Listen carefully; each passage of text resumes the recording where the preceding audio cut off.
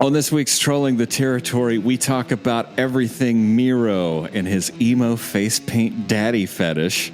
We talk about Retribution's promo on Raw, where they want to talk about the birds, the bees, the rabbits, the porcupine, what is happening on Raw. And of course, NXT wins, and Cesaro, well, he has our Cesaro section all wrapped up. That's this week on Trolling the Territory. Stick around.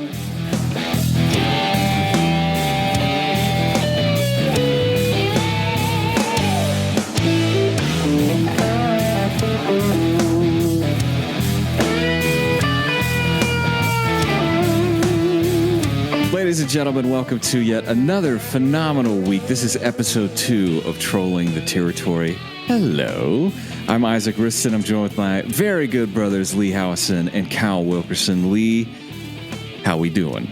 I'm great today. It's a beautiful, beautiful sunny day here. It's 9:30. Kyle, how are you doing? Man, it's not too bad, man. I'm doing great, even though I'm mourning a loss of Spurs this morning in the League Cup, just getting drilled by Man City. But hey, man, boo-hoo. Dude, I'm ready to talk some pro. Leigh, shut up. Oh, come on, Arsenal. Oh, dude, like we're about to be Super League brothers, but apparently that didn't work out. Thank God. No. Can you guys explain what I have no idea what this is about. I've seen it all over. What's the Super League? The basic moral fabric of European football was about to go all to hell, essentially. Yeah, because a bunch of greedy CEOs and greedy football chairmen, I say soccer chairmen for American listeners. Yeah, it was almost about to happen, and it'll probably happen again next year and the year after that. Basically, a bunch of these owners and executives got together and decided that they want to set up more of an American sports-based system. Oh, here we go. Where you don't have to... Sports-based, does that sound familiar? American sports-based. Yeah. You, even if you lose a bunch, you won't get relegated to a lower division. Like it's ridiculous. My goodness. All you would care about is the playoff system and it was for triple the amount of money. They would pull out of the most prestigious leagues in the world for so many years, and none of these teams earned it, with the exception of maybe Man City. But we can talk about it some other time, because this is... Come on, let's talk wrestling. Let's talk wrestling. Let's go. I'm curious about one thing though. Is this like, did this happen because of COVID? This move to how they're doing things, or is this just straight up greed? I'll let Kyle answer that, because I think we both have similar views. So I'll let him answer. Yes. COVID definitely sped it up. And like, it's always been a thing, like all these bigger teams threatening to leave and start their own thing just to get leverage to change the Champions League rules and format and stuff. But, like, I think COVID sped it up because there wasn't any fans in attendance to show any sort of resentment and being like, oh no, y'all shouldn't do this. But we saw when they announced it, the fans still showed up in all these protests during COVID. Like over in the UK where it's, like, I think it's still pretty bad. Holy cow. Yeah, I mean, like, it's getting better over there, obviously, but I mean, like, it's still kind of bad, like in, technical terms, but it's like, yeah, dude, when you have all these fans and supporters and stuff, it's like, yeah, this is a big deal. It's like thousands and thousands and thousands of people showing up at these stadiums being like, nope, sell the damn team, rich, greedy, white American owner. So, yeah. Well, I tell you, we saw that kind of happen with Roman Reigns, and it took The Rock. Even that didn't help anything out. Just to remind everybody what this show is, this is Trolling the Territory. Go ahead. Wait, hold on. Like, what if Mark Cuban came out? It was like Stan Kroenke. I support Stan Kroenke because everybody loves Mark Cuban. I don't know. It still wouldn't get him over. Yeah, I know. Mark Cuban is over with me just because I watched Shark Tank. I know nothing else. He's so good. He's so good. There's actual literal talk of the CEO of Spotify buying Arsenal. Yeah, See, saw that, and I can't support that. And if that happens, going from one idiot to another greedy idiot, I think I'm out. I think I'm going to go and support my local team that I was born in. Watford all the way. Oh, Watford, dude! Congrats, man! They're back. They're back. I know they did it. Sorry, but yeah, seriously, let's talk about wrestling. Sorry, guys. We're sidetracked. This is a whole world that I don't know anything about. Just like what we're about to talk about. I've never wrestled a day in my life. We are going to talk about professional wrestling. Here's the premise of the show. We watch the content so you don't have to. We give our purely just ignorant interpretation of what we're seeing on TV. As a casual fan, we're just watching the product. We know a lot about music. We've done, I think everybody on this call has played Daily's Place once or twice. Twice. There you go. So we've done a thing or two, and we don't know jack shit. But anyway, I'm going to start talking about AEW Dynamite. It's Wednesday night. You know what that means. Jim Cornette's going to have another heart attack. It's hard to believe. I'll start here, and I'll touch on Daily's Place for a second. It's hard to believe they've been there for a year now. Yeah, it's insane. So show opens up. Hangman Adam Page versus Ricky Starks. Did you guys see this? Yes. Not bad, but we'll get there. Hangman at the moment, we'll reference the sports-based product. Hangman is 11-0. Ricky Starks is 10-1. I had never seen him wrestle before until tonight. Wait, hold on. 10-1 in 2021. Then, yeah, these are 2021 numbers. All the numbers I'm going to give you are this year. Excalibur mentions that this is the first time that Page and Starks have ever worked together, which I thought was kind of neat. But on the way to the ring, Starks cuts an entrance promo on Hangman that says that Hangman can't handle the pressure and that he makes diamonds. What? And after tonight, he wants to prove why they call him Absolute Ricky Starks. He didn't give me a reason why they call him Absolute, but he was like, after tonight, you're going to see why they call me Absolute. Absolutely. Again, nobody cares. Oh, wait, hold on. Was it like a drinking reference with Absolute Vodka and Hangman crushing beers? This would have been a perfect time for them to bring that up. That was a missed opportunity for sure. Instead, or maybe the rest of us had to get drunk. Yeah, just to get through it. I drink to remember. This match starts out like any other AEW match starts out, and I'll explain. You remember back like Eddie Guerrero and Rey Mysterio, they would do the arm drag, flip, arm drag, twist. They would do that whole back and forth kind of. That's how I feel every match in AEW starts out. I'm so sick of seeing that. I really am. Yeah. We get a little bit of variation later, but this was just a little too much. It's admirable, the athleticism, but it's also like, it just feels pretty lazy.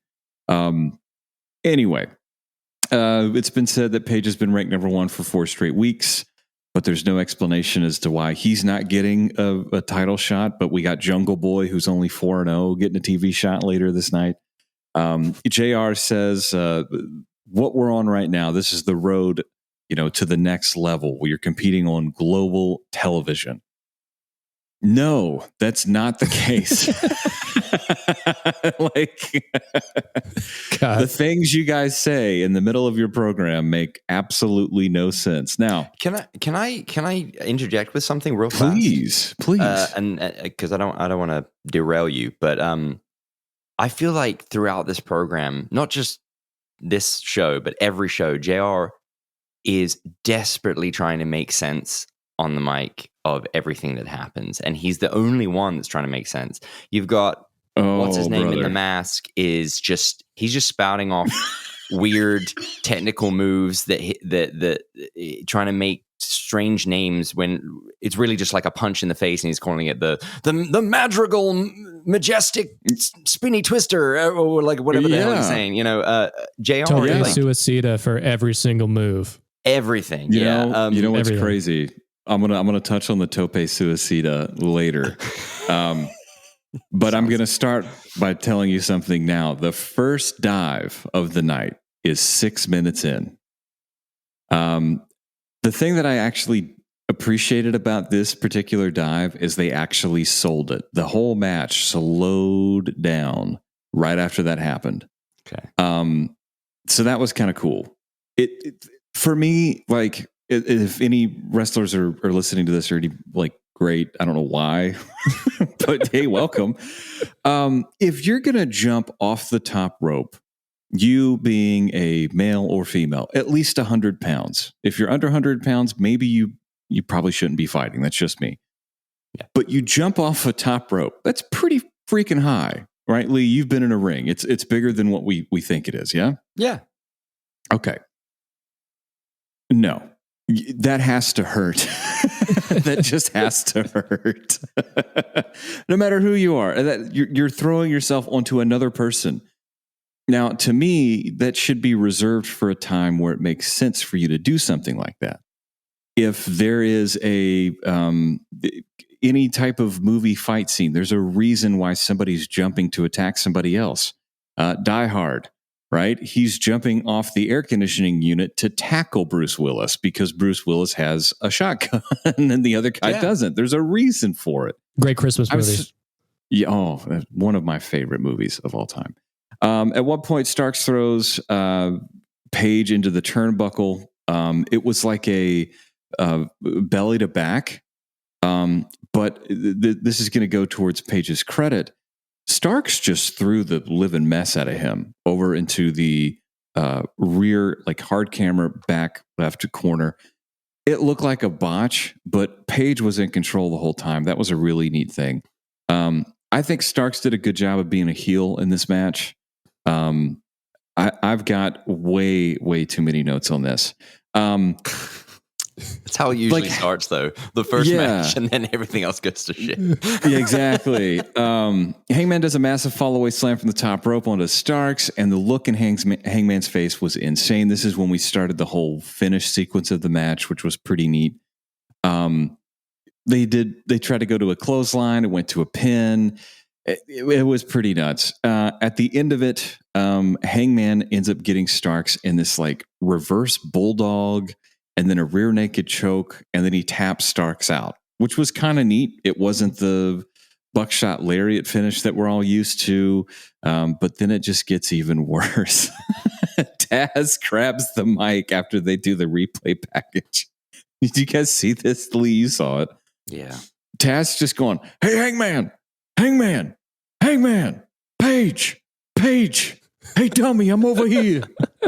Look at me." It was the worst shit I've ever seen. Anyway, guess what happens at the end of this match? Like, they don't just have a victory. Someone has to mess something up. All right. This is the first instance of this in this whole fucking show. Wait, does Hangman get beat down by everybody? He starts to get beat down. Brian Cage comes out. So there's a block by Hook. Okay. Hook is that Taz's kid? Is that Hook? Yeah, it's Taz. Okay. This guy's awful. He gets Hangman in, like, his knee because Taz is like, "You need to watch your back, brother." And he gets his left knee, and Hangman, gets knocked around, and Hook is just, like, stomping on him. It looked like I was play fighting with a kid on a trampoline. It was like, it was awful. Then the big boy, Brian Cage, comes out, the FTW champion. That's still, they haven't even defended that yet, have they? No, I don't think they have. Oh man, it's so bad. It's just not a legit championship either. Like, I know we could probably talk about that at length at some point, but it's like, oh, hey man, here's this belt from what I did in the past. Awesome. Are you going to defend it? No. Taz, if it was on you, I would care. If you were going to fight Sting in a Hollywood backlot brawl or an Alpharetta backlot brawl. Anyway, Brian Cage tries to get Hangman in a power bomb, and then the Dark Order comes out. Yeah, I don't know. The whole coming from the back thing to me is just like, I know everybody in the back. If there are that many people there, they're all watching the monitor. And they would have seen that. They would have been up. So that whole thing is like, they're not that far away. This isn't an arena.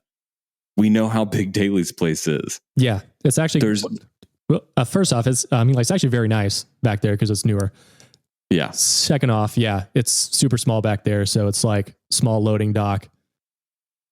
backstage hallway with the dressing rooms, and then you go around the corner, and then there's the practice field indoors. Yeah. Maybe they were just kicking field goals back there in the practice field. Who knows? They were just I don't know. Yeah. I don't know what they do.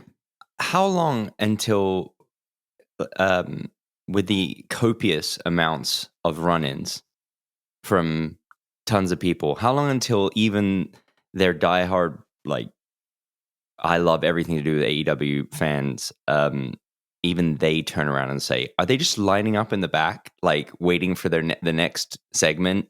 Be like, okay, this is when we run out. Like, yeah, I don't know. Just come on a conveyor belt. Yeah. Well, more on that at 11, because it'll probably be 11 by the time I get through all these. Jeez.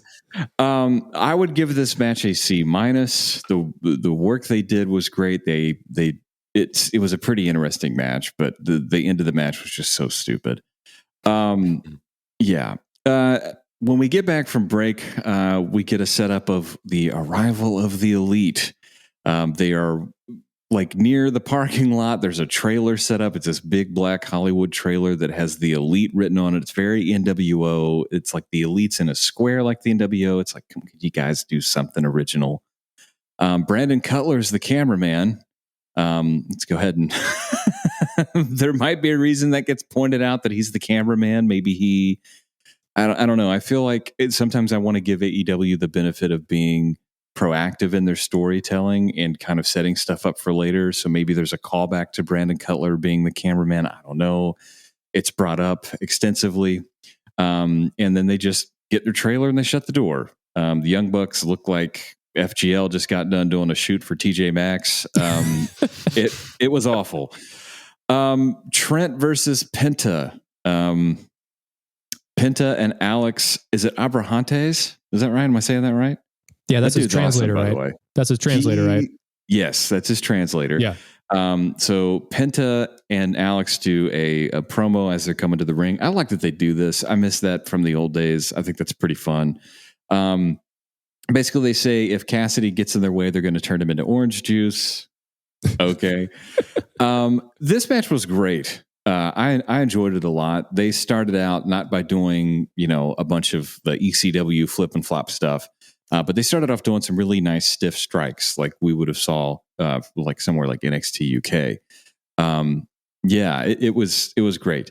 They kept it slow, as if somebody had told them, "Hey, if you're going to do the high flying stuff, great, but can you guys just slow down a little bit?" I was expecting it to be a spot fest. Yep. Well, guess what? The second dive of the night was 22 minutes and 44 seconds in. After it happens, Excalibur says, and Trent does this crazy dive. After he does it, Excalibur says, this is the first singles match in this calendar year because Trent had been out with a pectoral injury for several months. Tony Schiavone says something along the lines of, now, do you do a move like this? Like, is it wise for you to do something when you're like this, when you're coming off a pectoral injury? And then JR says, well, it was beautiful in execution, but when he rolled him back in the ring, there was no pin. He straight up said it. It was fantastic. Legend. Oh, he's just getting it right. Penna then hits a sling blade and goes for the pin. Literally right after JR said that, Penna hits just a sling blade, tries to get him. After that, JR and Schiavone somewhat make up for their initial judgment. And Tony says, well, these kids, they let their emotions get the best of them. He hasn't been wrestling long since that injury. And then all of a sudden they put the camera on Alex outside of the ring and they immediately changed the subject to get away from it. It was awesome. Then we get a Canadian Destroyer that takes us into the commercial break. That was pretty crucial. That was number 1 Canadian Destroyer of the night. It really, everything after this match didn't need to happen. The finish was Alex hitting Trent with a microphone. You want to do dives out of the ring. You want to do a Canadian Destroyer. You want to do sling blades. You want to do stiff stuff. And you win the match with a wireless Shure Audio Technica mic. Really? With a pad on it. Yeah, exactly. The microphones are so good that they use there. You can actually hear the padding before you hear the thud. It's like, exactly. It's awful. Winning matches with a microphone spot, really?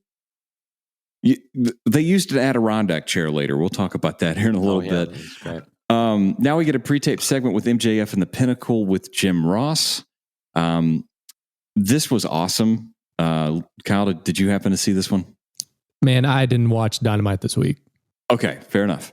So MJF is phenomenal. Wardlow actually does some cool stuff. Real quick fashion alert here.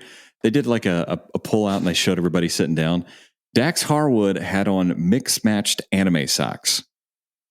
It was so weird. If you get a chance, go back. They were like really like one was pink and one was like baby blue. Okay. It was. I was kind of okay with that. The other guy, Cash Wheeler, he was wearing no socks, which is something that I've seen a lot. Are people doing that now? Not wearing dress socks with dress shoes? Mm-hmm. Yeah, that's disgusting. Okay, I do not want to put my feet. First off, I hate my feet. I do not want to put my bare feet in a pair of like Stacy. What are those dress shoes that I used to get all the time at like Goodwill and Gabe's? Did you guys have Gabe's growing up? No, I don't even know what a Gabe's is. Gabe's is like if TJ Maxx wouldn't buy it, Gabe's is gonna buy it. Like, gotcha. Okay, like I would. They're like rubber Clarks. Yeah. Okay. Yeah. Mm-hmm. Oh wow. Mm-hmm. There you go. But anyway, they shot this segment in what looked like a Holiday Inn Express that was renovated in 2015. There was like this weird backsplash going on. MJF references Jericho's promo that he did last week as the Immortal promo. MJF talks about his scarves. Then Wardlow gives him a new silk scarf, saying that Tully said it's spring season, Max, or something like that. I don't know, silk season, some dumb shit like that. As Wardlow is handing the scarf to MJF, it looked like it was ready to just be like it had been folded a few times just to drape on Max, but Wardlow just starts unraveling the whole thing. And so it ends up looking like a prayer shawl. And MJF was like, "It's okay, big man, I got it." And he's like, "Talk to the people. Talk to the people. Talk to the people."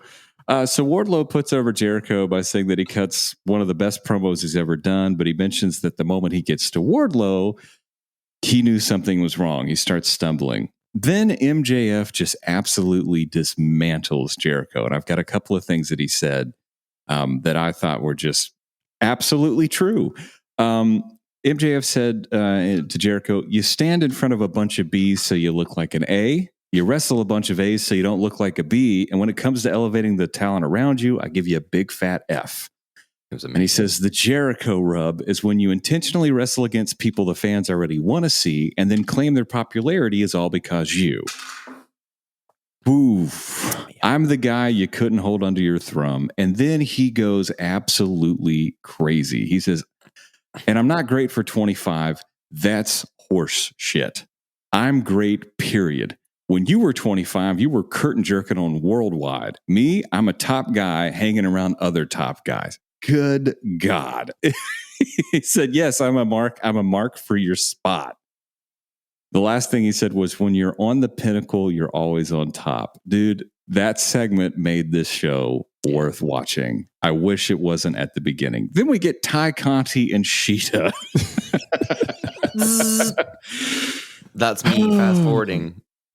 Oh my goodness. Before I get into Ty Conti and Shida, just hearing that, Kyle, what are your thoughts on MJF?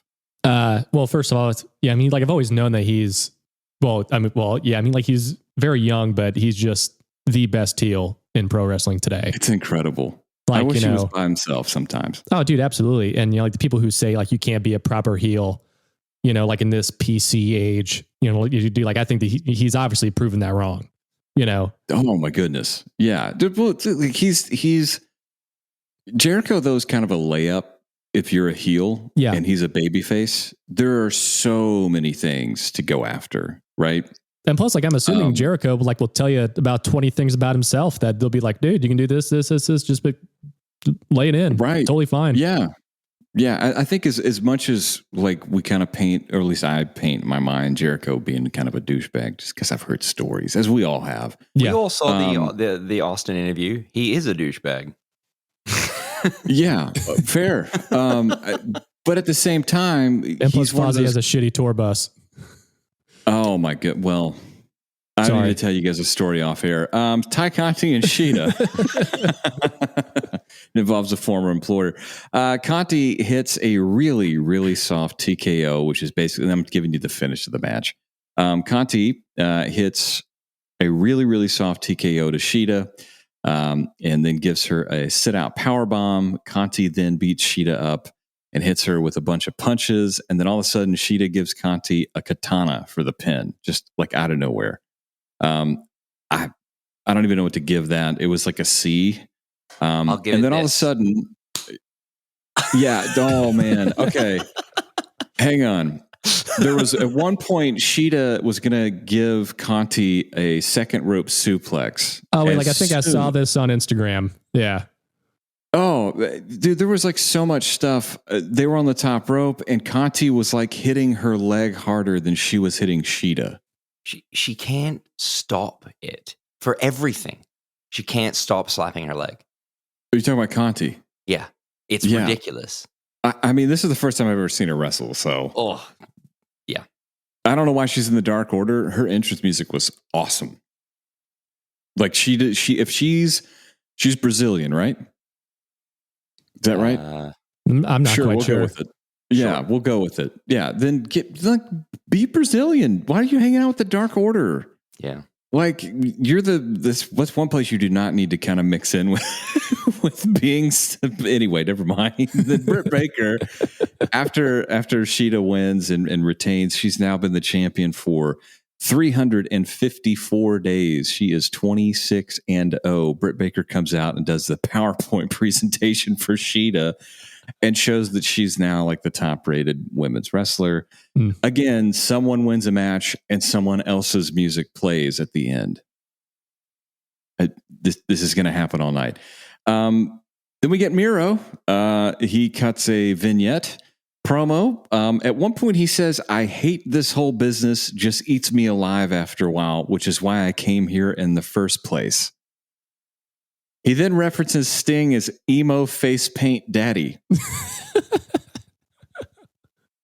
I think we're starting to get glimpses as to why he was fired.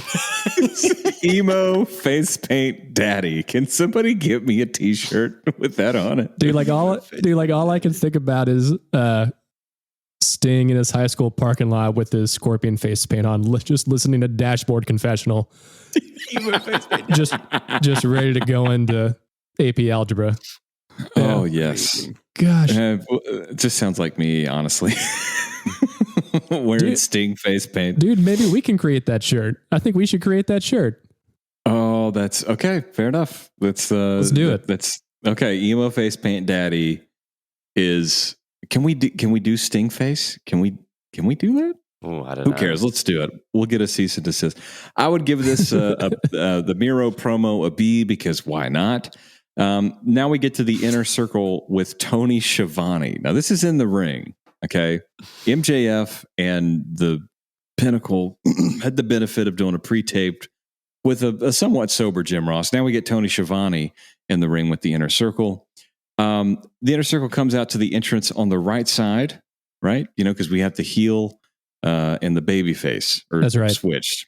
But they come out on the right side, even though the camera starts out panning towards the left entrance, which was like a production miscue. I think it happened a couple more times in the night where they thought.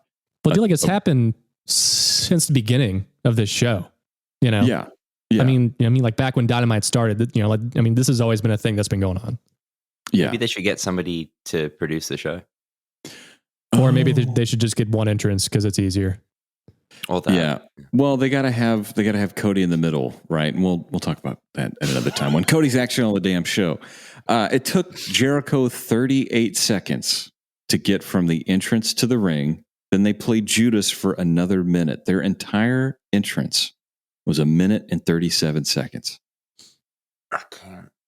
I'm starting to think that Jericho is doing that on purpose to get more money out of SAG-AFTRA. That's fantastic. It's awesome. And plus, he gets to mark that as a play based on the capacity of the building. not how many people were paid attendees. Yeah. So that's fun. You know what I would really love to see? Fozzy perform live on Dynamite. You know that's never going to happen. You would like to see that? I would like to see that because I know it's never going to happen. Oh, okay. And if it does happen, it's going to be about as good as Kiss playing Nitro. Do you remember that? Oh God, yes, I do. Except at least that would be live. This one would be lip synced. Yeah, maybe Fozzy will play Dynamite and then they'll debut a new wrestler, Sebastian Bach. Yeah. Oh God, Jericho puts over Blood and Guts and continues to call the Pinnacle pineapple. Jake Hager throws straws at the camera and says, "We're going to make you eat your own meat out of these straws. You suck." That's all he said. Jericho disses Wardlow's manicures eyebrows. I'm going to say some things and I want you guys to give me the Steve Austin what, okay? Okay. Jericho disses Wardlow's manicured eyebrows. What? Santana then says, "We saw the color of your blood, but come May 5th, we're going to see the size of your heart."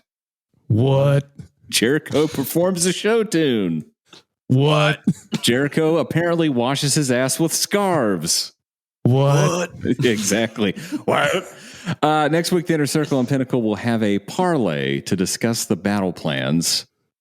Absolutely what? Is that like a better way of saying we're going to have a contract signing for Blood and Guts? Which, by the way, Kyle, I don't know if you know this or not. Blood and Guts is a 2-ring. It's like a War Games, essentially, It's right? a War Games. Yeah. Okay. Yeah. There you go. I'm not asking to see that. Nothing has happened that makes me go, "Oh yeah, I want to see all of them in a match." It just doesn't make any sense. Wait, first off, and Yeah. that's going to be in Daly's place, right? Yeah, that's going to be on Dynamite May 5th. All right. And apparently, the way they've kind of sold it, it sounds like that's going to be the entire show. It's just that match. So I don't know. The Inner Circle ends the promo by flipping off the camera for 16 seconds. That's so long, just to flip the camera off. Now we get Billy Gunn versus QT Marshall. I'm going to blister through this. Anthony Ogogo talks about, in a pre-tape package while they're on the way to the ring, Anthony Ogogo talks about how he hates it in America, that the only reason he's in this dump of a country is to make the big money. Boy, if you didn't know, we're broke as shit. Shivani then says, "Well, if Ogogo doesn't like it here, then you know what he can do." What, Tony? Get Lois on the TV. Former Super League. Yeah, former Super League. The match gets jump-started with Billy Gunn hitting the entrance. Gunn sends QT to the outside and then throws him into the guardrail. That barely moved earlier, but earlier, Ty Conti gets thrown into it and it goes 6 feet back. Makes no sense. They go back and forth for a while. It ends up with a whole schmoz finish again. There was an Adirondack chair that was underneath the ring. Okay. And it was like a skinny Adirondack chair. I guess they were just looking for a wooden chair or something wooden, and this is what they found, and they gimmicked it up. So Dustin Rhodes comes out to kind of like save the day after a jump. You know, they were jumping. This was just so stupid. Dustin hits, what's this guy's name? Camarado over the head with this thing, right? Straight headshot. It bursts open and Camarado just stands there and no sells it. They just can't this whole match help themselves. Yeah, they can't. This whole match literally was about QT Marshall and Cody Rhodes. No Cody. The only thing that was mentioned about Cody was that his satin bomber jacket is on sale. Awful. I'm not even going to grade it because a chair shot that escalates a feud, a chair shot that gets no sold, that doesn't make any sense to me. Also, it's a headshot, and you know, I get that you got to get all your shit in, and you got to do as many different crazy things as possible.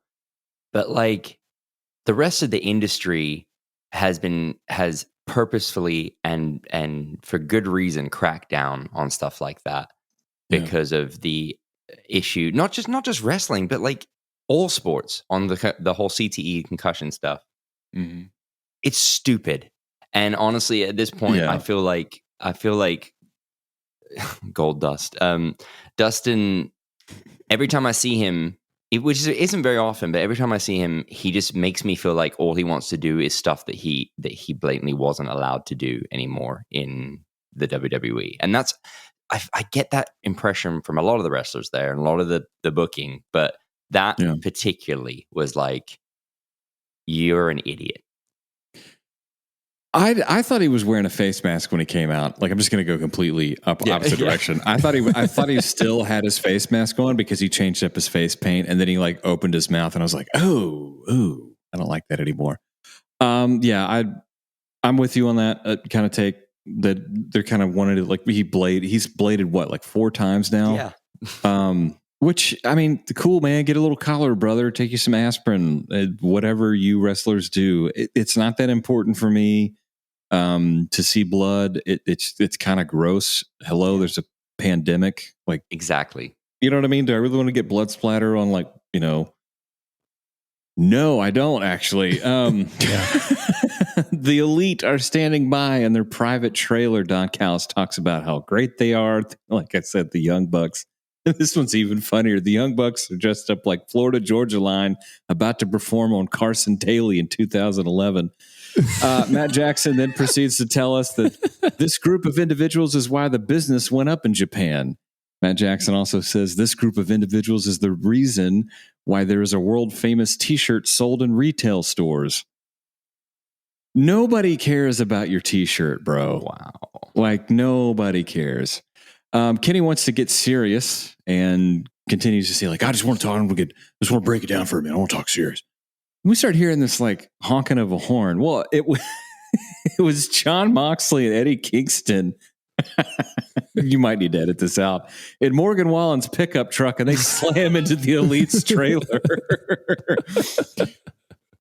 So they slam into the Elite's trailer, they knock it over, and they run in to try to find him, and they're not there. And apparently Eddie Kingston's trying to steal some sneakers. Moxley says, bitch, bitch, bitch, AF. Okay.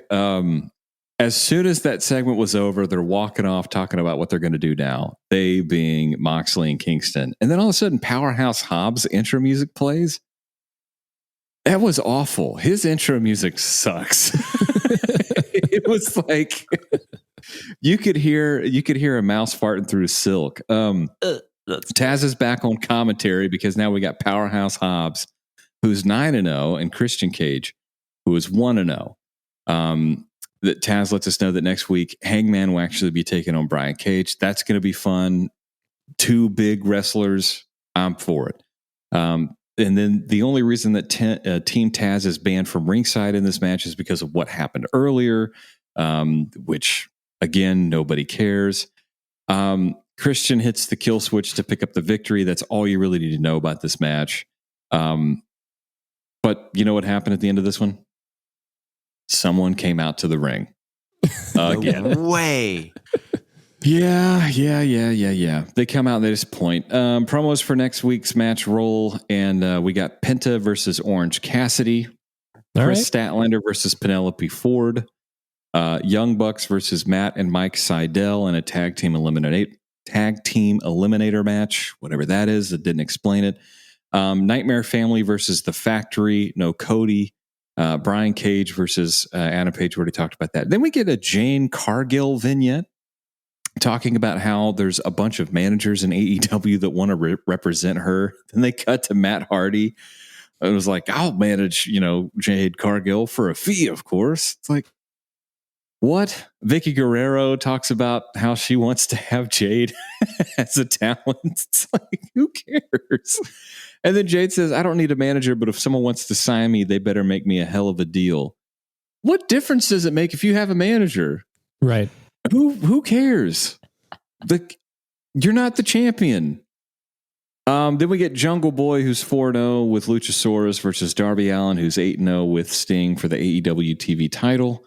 One neat thing here that I just wanted to point out, like we were talking about fun stuff earlier, Darby's face paint looked really well done this time around. There was a lot of gradients and fading, and I don't know. It was something cool that I noticed. If you guys go back and see it, it was actually pretty neat. Dude, he can finally afford Finn Balor's guy because apparently the that's cool.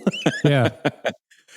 That's a shoe? That's a real thing? Oh no, I'm just saying because. Oh, okay. Yeah. I was about to say, I'm like, that's super dope. Like, I didn't know that Finn Balor had a guy. Yeah, because I'm sure he's just hanging out because the demon hasn't come around anytime soon. So he's probably looking for some work. Yeah. Yeah. Imagine how big of a process that is, especially like if you're like, do you have to be done eating for the rest of the day? You know, like I would be the worst with somebody that had face paint because I'd get my face done and go to catering. Just it's like, oh, hey guys, what's going on? Hey, is some chicken and rice in here? Exactly. Let me get the watermelon. No, you've got your face paint. Oh God. So we get the TV title match. It doesn't get a time limit. It's just TV time remaining, and that's a fact according to Excalibur.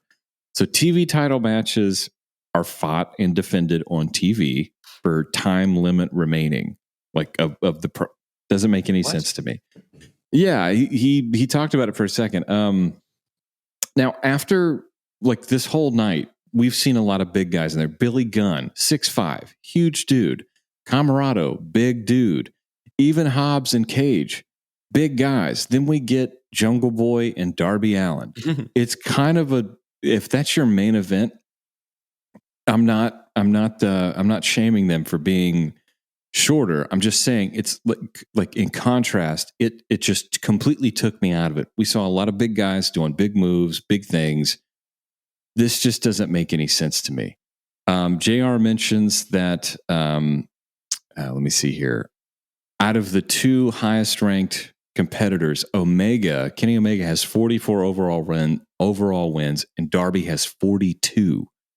So Darby Allin is just a notch below Kenny Omega as far as their win-loss record. They reference it. I'm going to bring it up because I think that they think it's important to me. I really don't care. They ended up fighting outside of the ring. And not only does Bryce Remsburg not start counting, Jungle Boy lifts up Darby Allin on the side of the guardrail, and they just do a flip over and just eat it right on the cement. Amazing. No referee counted, and I'm skipping a ton of notes that I had. There was never a count on the outside of the ring. In several instances, I think Ty Conti and Shida were outside of the ring for 1 minute and 58 seconds. Aubrey never started a count. What's the point? What's the point of having a match in the ring if you're not going to do any outside counting? Lots of crazy stuff. Darby does this really weird stunner that I haven't seen somebody do before. We had a fourth dive of the night, which was the first time Excalibur said tope suicida at 1 hour, 53 minutes and 53 seconds. Then we had a fifth dive at 1 hour, 54 minutes. Then a sixth dive at 1 hour, 54 minutes and 8 seconds. So just so everybody knows, there were 6 dives during this taping. There we go. Then we get the AEW chant after those 3 succession dives. Darby does a coffin drop onto Jungle Boy on the apron, and the coffee drop. That's what I need. The coughing drop. The COVID drop coming soon. For whatever reason, the first time tonight, there's actually a count. 1 hour and 55 minutes into the show, Bryce Remsburg actually starts counting, and it's after we get that coffin drop on the apron. And then for whatever reason, Sting and Luchasaurus start fighting. It is just so stupid. End of the matches, Darby pins Jungle Boy with the Last Supper pinning combination, which was kind of neat. He kind of starts putting on the sharpshooter, and then instead of turning the opponent over, he just does a somersault over top and grabs the legs, and it's a pretty neat pin. Kind of neat. The Last Supper, I thought that was kind of neat. I gave this match a B because I thought that was the end of it. I was glad that they didn't do as much stuff as they did with Matt Hardy the prior time. And then all of a sudden, Scorpio Sky and Ethan Page come out and attack both participants. Why? Lance Archer comes out of the ring for no reason and gets low blowed. And then Sting comes out with the baseball bat. Then they start playing Darby's music. No idea why, what reason. I'm starting to get like really frustrated. Like, can we just have a match end with a winner and then we move on? Mm-hmm. Yeah. I don't know. I guess they need to do that, right? Because I'm trying to play devil's advocate here. WWE has a pay-per-view, every 4 weeks? Just like clockwork. Mm-hmm. There's a pay-per-view every 4 weeks, right? Yeah. You have a little bit more time to have a match sit and simmer, right? Mm-hmm. Yeah. Because you can have those payoffs at those pay-per-views. You can have those run-ins and just kind of propel that storyline, right? I don't know if Dynamite really has that opportunity. I kind of also think it's really lazy of them to kind of do it the way they've been doing it. It just feels lame. Like, just give me a good competitive match between two people and then end it and go to something else. Yeah. It's almost like they're convinced that the general audience have absolutely zero attention span, and they just want to give as much stuff as possible, throw everything at the wall. I think that the more that you treat your audience like that, the more that your audience is going to become that. And then you're kind of damning yourself in the future, because how do you keep topping yourself and topping yourself? You don't. It gets ridiculous. And then people will be like, you know what? It's kind of lame now. Bye. And then it's Impact. It made no impact. I gave the overall grade of this show a D, which is kind of important for me to bring up because we did give some grades last week. Last week I gave AEW a C. I lowered that down to a D this week. The winner of the grades last week was SmackDown with a B plus. NXT had a B and Raw had a D minus. So that's kind of my summary of AEW. Yeah. Anyway, any thoughts? I know Leigh, you watched it. Anything that I didn't touch on that you thought I should have pointed out, or anything that you want to share with the listeners about that show? No, I will back you up on the is it Pentaco? Penta, just Penta. Yeah.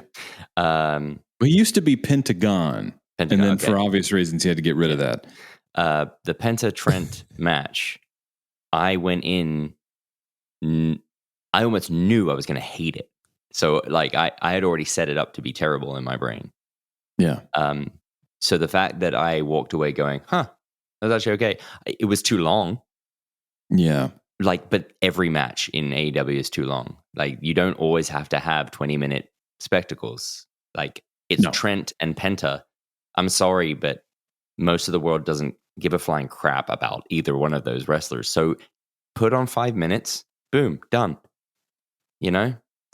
I mean, you could tell. I mean, literally, that Canadian Destroyer, you could have easily had go into a commercial break with a pinfall, right? Yeah. And then reset. Like, I don't need, like you said earlier, get your shit in. I don't need to see every week people do outstanding feats of, like, save it. Yeah, man. Just like when Cody did the backflip off the steel cage. Like, oh my gosh. To equate music, I want to say, because all three of us would agree on this. Someone a long time ago told me this. I wish I remember who it was. But if you act or play, whatever industry you're in, within your means, people will assume that your means are limitless. Mm-hmm. The same goes for every craft. It goes for wrestling too. Yeah. If you're constantly doing everything and pushing your own envelope, I know that sounds impressive, but eventually people are gonna start seeing where your flaws are. Right. And I just don't get it. Why is no one back there telling these guys, slow down, stop doing this? You get 5 minutes, you get this. And it boils down to the fact that, I'm sorry, Tony Khan is not a TV producer. I mean, to his credit, this is the first time doing it, but it's pretty obvious that this is his first time doing it. Yeah, I think it's working out. It's working out for him. I mean, they had another week with no Mike Tyson. They only lost 100,000 people. Again, I know that's not real. Okay, I'm not buying into the Nielsen ratings. I'm just not. No. There's way like there's a lot more ways for you to consume content that doesn't involve you watching the show as it happens live. I'm a good case in point of that. It's really hard for me to watch any of this stuff live. If it's a pay-per-view on a Sunday night, hell yeah. You know, I'll be able to watch that, but it's going to be mixed in with like real life stuff that I'm doing. It's the same for you guys. Same for probably the people that are listening. Like you have things you're doing during those times. It's not must-see TV. It hasn't been must-see TV for years. Okay. It's garbage. So I'm anxious to see. I'm with you. Is there somebody in the back that's telling them to slow down? I'm sure there is, and there are several people telling them these things. But I think it's going to take some time for them to kind of realize, like, oh man, we could have easily expelled this particular storyline for an entire year, but we gave it away on free TV within 2 weeks.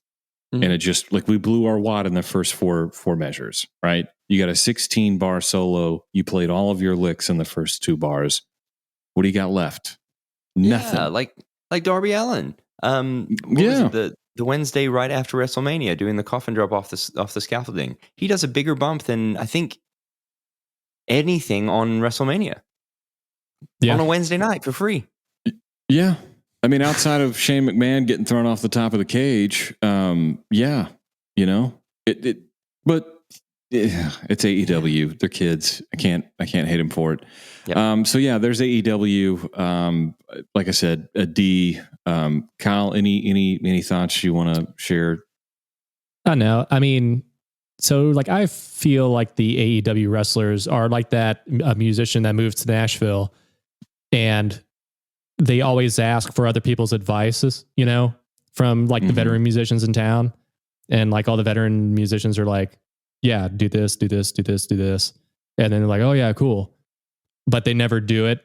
But then like they always get fired from a gig, then they wonder, oh man, like, gosh, like why did I get fired? Or how come I keep not getting called back for stuff? I'm like, yeah, dude. I mean, because what like Arn Anderson and like Dean Malenko, Tully, now Christian there. It's like I guarantee you, like they're telling these, or Big Show, Big Show. I mean, hell, like even Jericho, but like I don't even know if Jericho's like actually giving them advice to be like, oh no, this cool stuff, like young or whatever else. But it's just like, man, past a certain point, it's like, like I'm sure like these veterans back there are probably like, oh yeah, man, well, fuck, like you're not listening to me, so yeah, just go out and do what you want. Yeah, and then see what happens.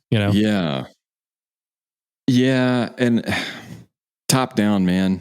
Any team, any mini group we've ever been out with, if you've got a great TM or a great production manager, that somebody's like really holding the line.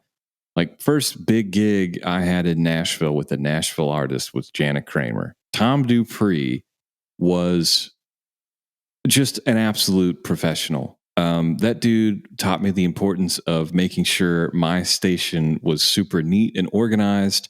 It always looked professional. Like from that gig, I learned how to loom my own pedal board. I got really into like very high quality boutique cables because I had one show where I had a cable issue. I was like, that's never going to happen again. I had one show where I had a head issue, and I was like, that's never going to happen again. All because Tom, as cool as he was after the gig, on the gig, was kind of a hard ass, but he had to be. Yeah. That's what he was getting paid to do. Even if it's in a creative space, like, playing music, or you're in a creative space where you're a professional wrestler, like for me, this might be a hot take. Aubrey Edwards is a great referee, but I don't need the ballet. Like when somebody gets a stunner, she's like, I don't need that. I don't need you to sell that. Did Earl do that? No, Earl just kind of kept looking at it like, you all right? That was pretty stiff. Okay, back to the match. Mm-hmm. Rarely did he ever check on anybody, and if he did, it was like the old wrestler squeeze an arm kind of gimmick. But anyway, I'm just splitting hairs at this point. Another week of Dynamite. Oh my God. Let's move on and blister through NXT. I'm anxious to hear about NXT. Or do we want to split up? We'll have like one Raw or SmackDown, then we do NXT, then we do a Raw or SmackDown. Do you want to do it that way? Yeah, let's do Raw, then the NXT, then SmackDown.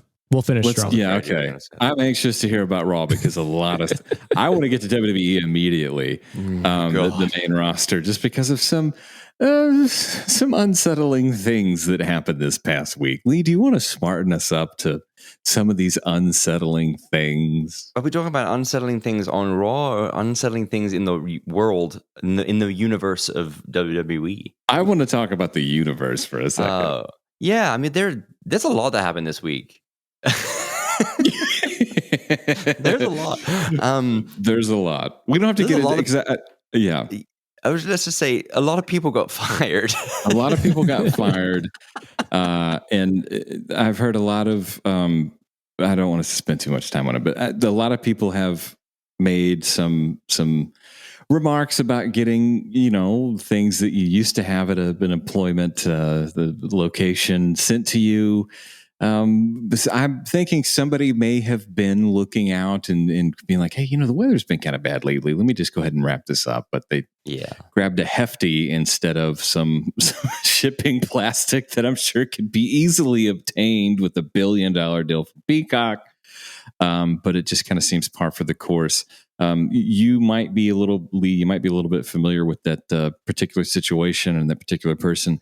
Any thoughts you have towards that incident where Mickie James was sent her belongings in a cardboard box that had a black trash bag in it with just green gaff tape that said Mickey on it?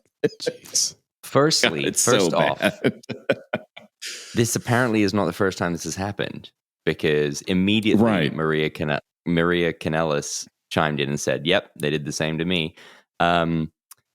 So I guess heads rolled, because some producers, backstage producers, got fired. One got rehired, apparently, which is weird. Rescinded. There was one girl that's... What? Well, I was going to say there's a girl that's been with WWE with talent relations for like 11 years, and she got fired. Was she one of the ones that got brought back?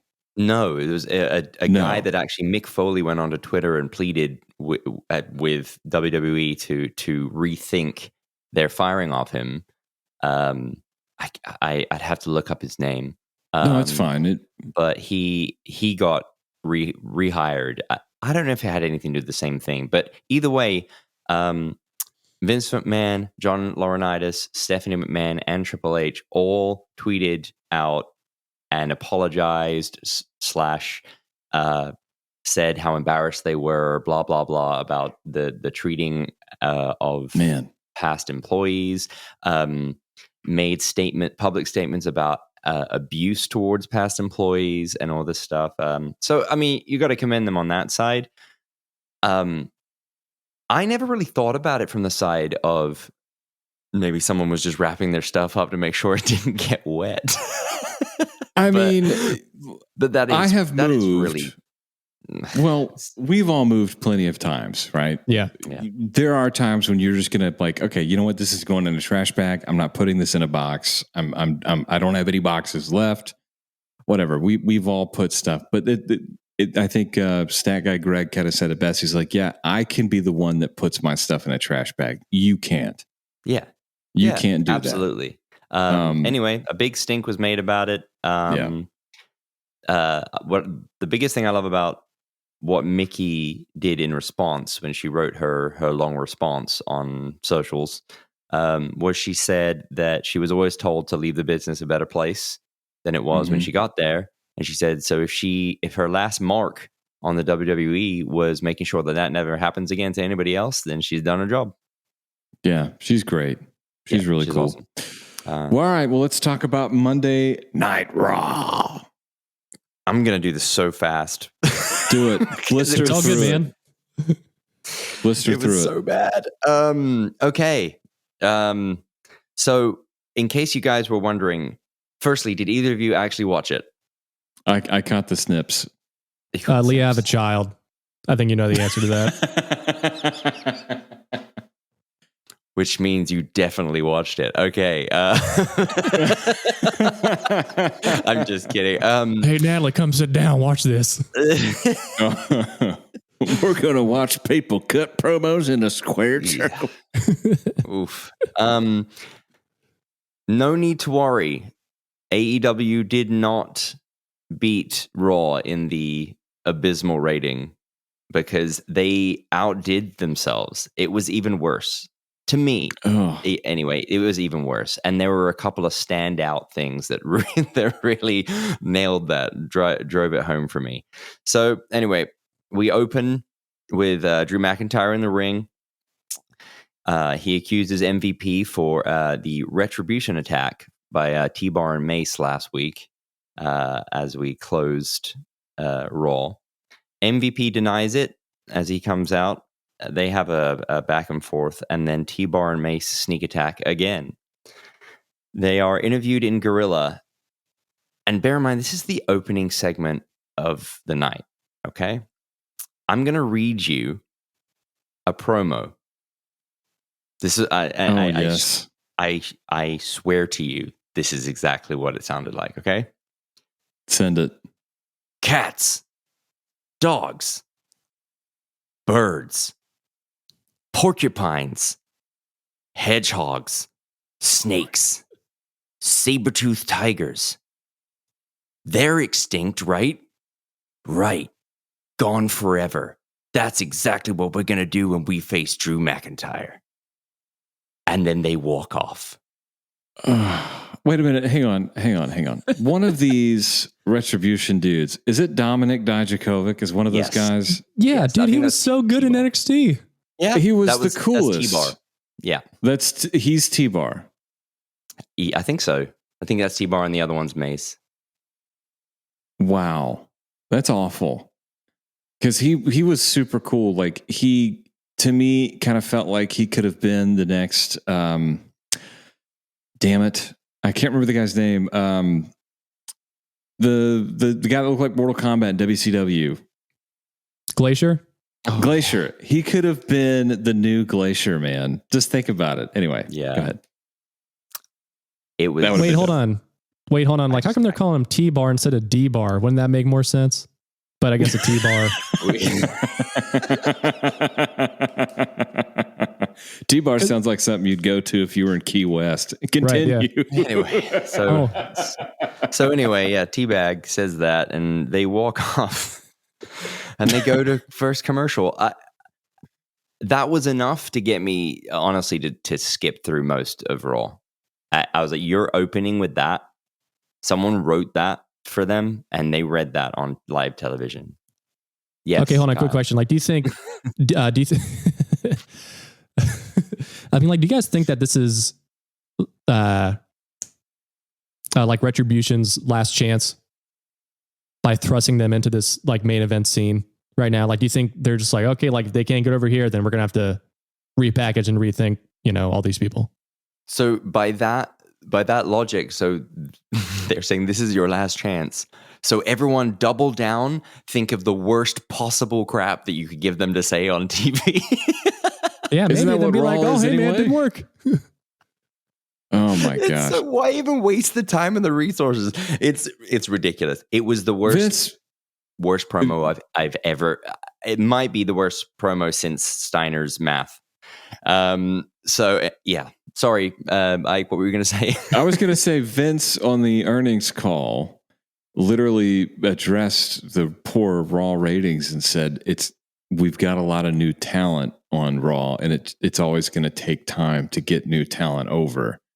And we've got a pretty clear plan, and they're going to increase, but it will take some time.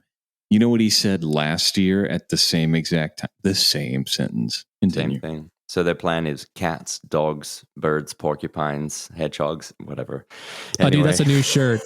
Dude, let's have it like the Johnny Merle Whalen Hank Cats, dogs, shirt. birds, porcupines. Please do it. Oh my God. Dude, I swear to Anyway, God, we could sell a shit ton of t-shirts. Writing it down. Yeah, we could. So I was skipping a lot. I'll just tell you, I stopped with a couple of notable exceptions.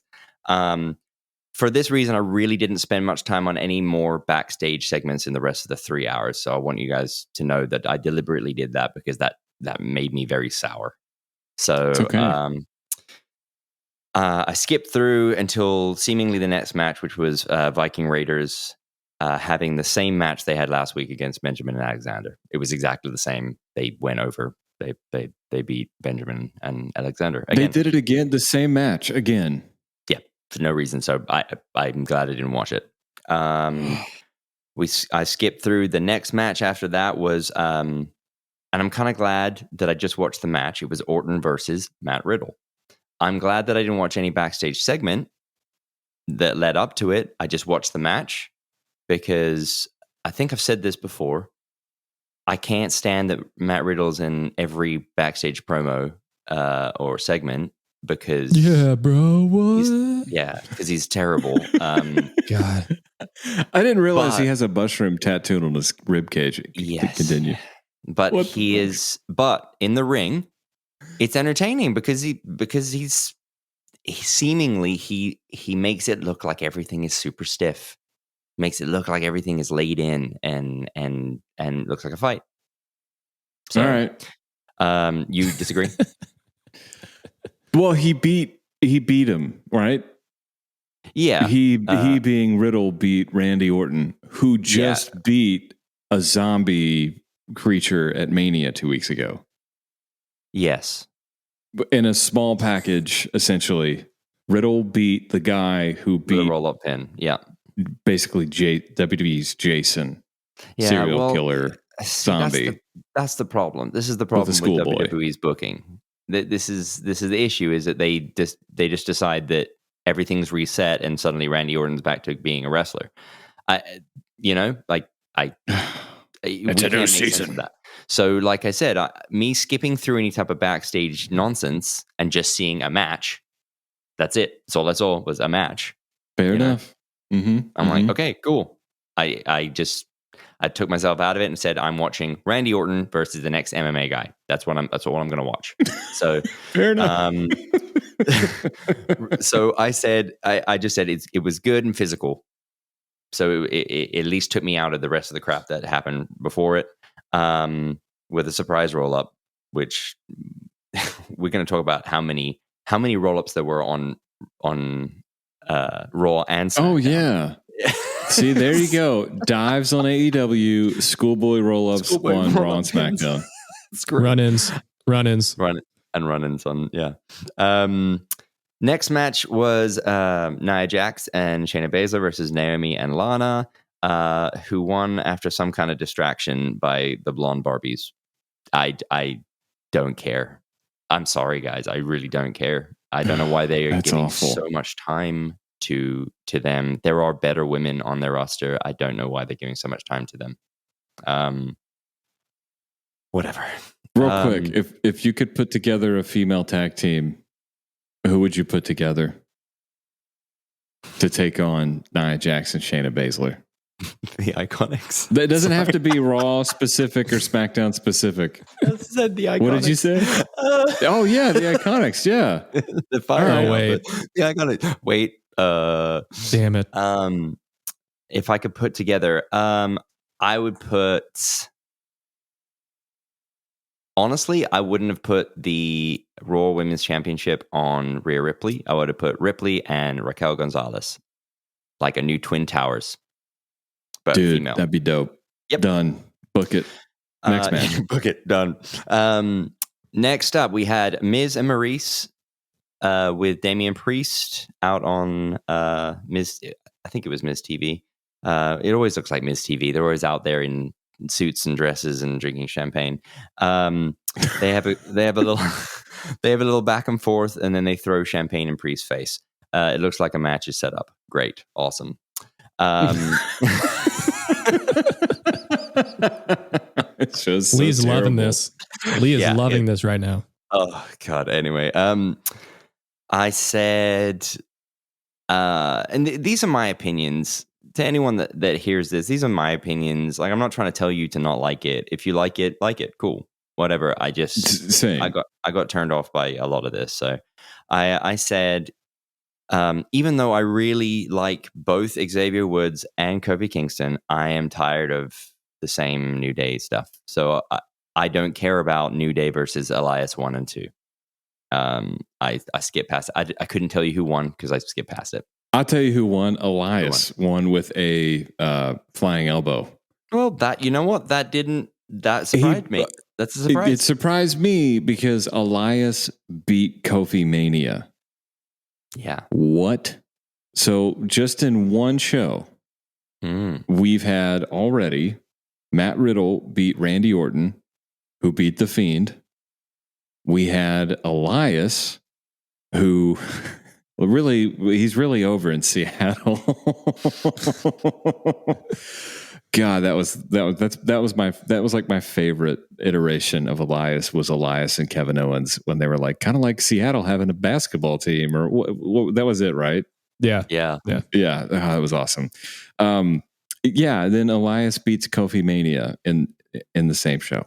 Okay. So all he had to do is send his silk scarf to MJF, and now he's winning. Yeah, that's great. Now he's winning. There it is. Good for him. I guess.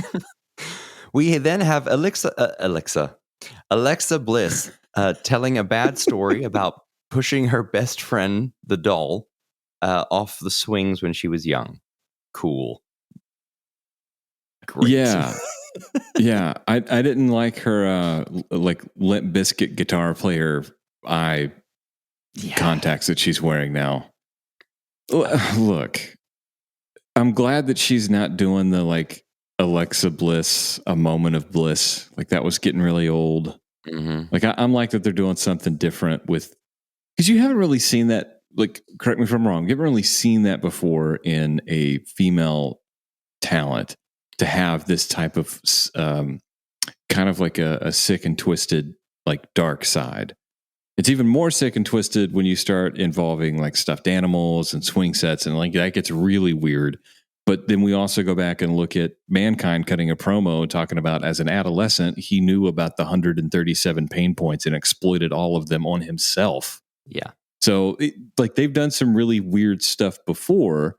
Mm-hmm. I think they could take it a little bit further and make it a little bit more personal. But then again, like it's Alexa Bliss. It's kind of hard to like think that she's creepy. You know what I mean? And it's still a kid's show.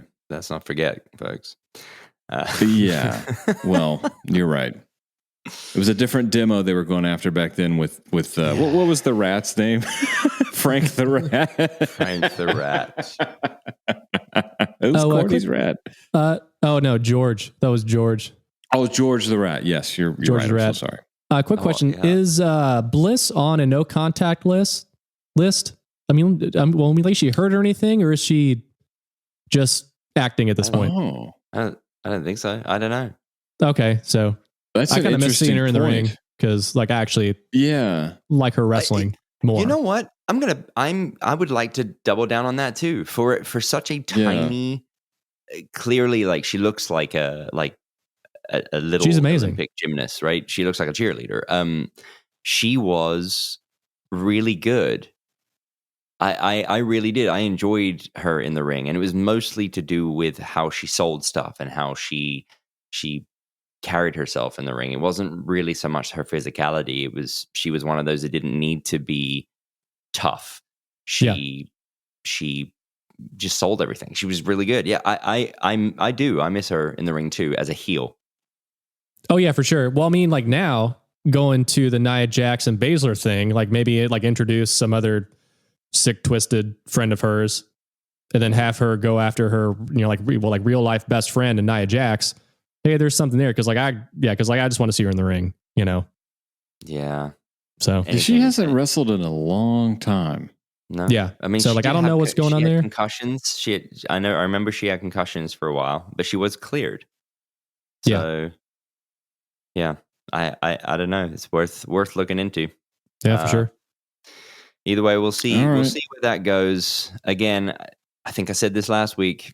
As awful as the Doll and Lily is, I'll keep watching because it's different. Yeah. Next up, we have Retribution, 2-on-1, old Teabag and Mace. D-Bar, and can we just call him D-Bag? Yeah. D-Bag and Mace, 2-on-1 versus McIntyre.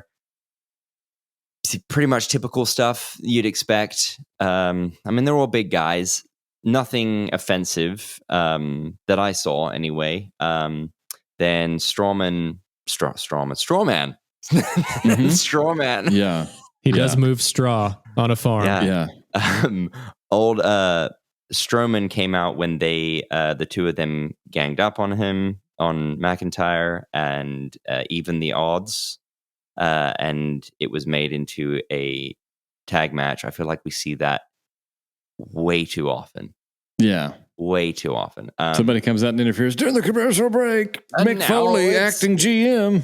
Yeah, exactly. Yeah.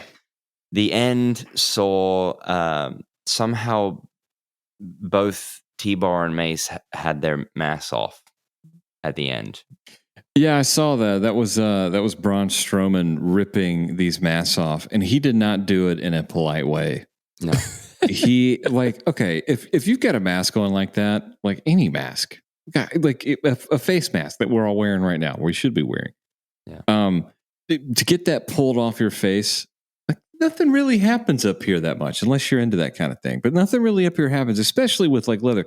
You ever like pulled a seat belt off and it like hits your nose? I got a big nose. That hurts. Strowman just ripped it off, like just pulled it off. And it's all like, do you think Vince said, he could have been? He said, "You know what? I hate these guys. I rip their masks off." I hope he did, and I hope that was also the same kind of reaction. Like I hope Dominic kind of like gut punched him, like Lesnar did to Strowman, to like slow down. Yeah, yeah. But yeah, that was pretty brutal. Anyway, yeah, they got the win with a disqualification. I guess. I wasn't that interested. I really like Big Drew, but I'm kind of just done with him for a while because they squashed him. The storytelling squashed him. So let him go away for a bit. Let's see someone else. I'm done with with him chasing after the title, but we're gonna get it anyway. So at Wrestlemania Backlash, which is a thing now. Yes, I saw that. That was stupid. Yeah. We have Sheamus out. Real quick. Sorry, I wanted to tell you how the finish actually happened. It was Drew McIntyre taking one of the face masks. I think it's of the guy Mace.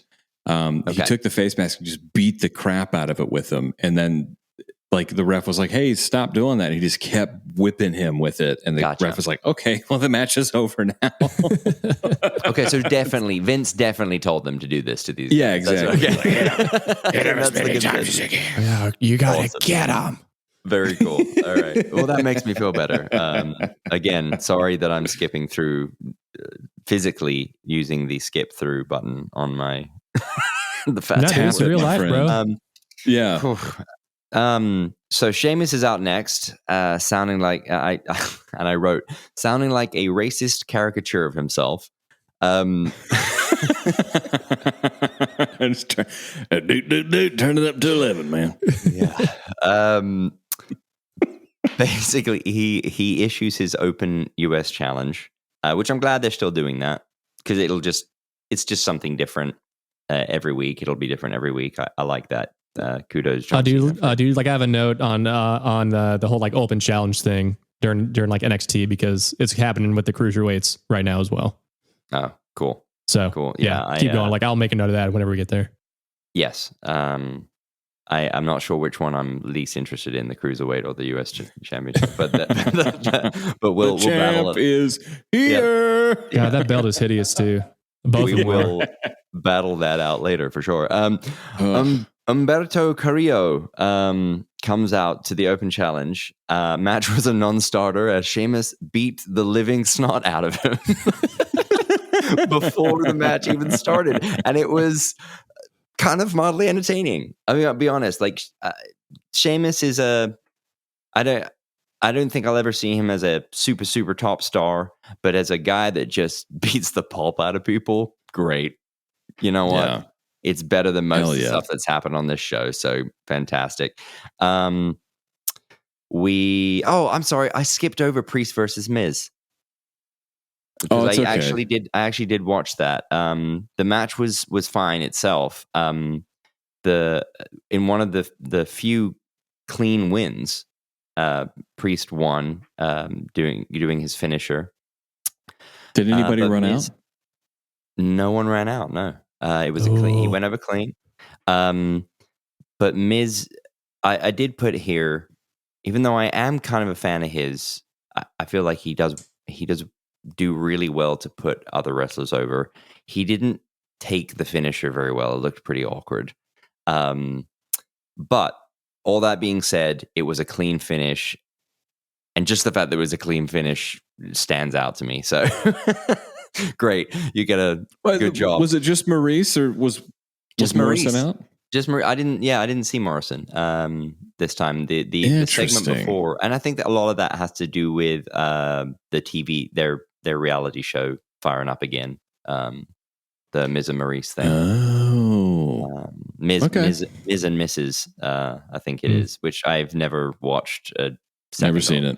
No, not my thing. So anyway, that was good. I'm a big fan of Damian Priest. I don't know how you guys feel about it. He's just different. He's a big guy, and yeah, it's great. The main event is Charlotte versus Asuka. Again, I did not see any lead up to this because as I said earlier, I skipped over all of the promo segments because of that first one that really bothered me. I think it was everything that I would have expected from an Asuka and Charlotte match. Charlotte is great.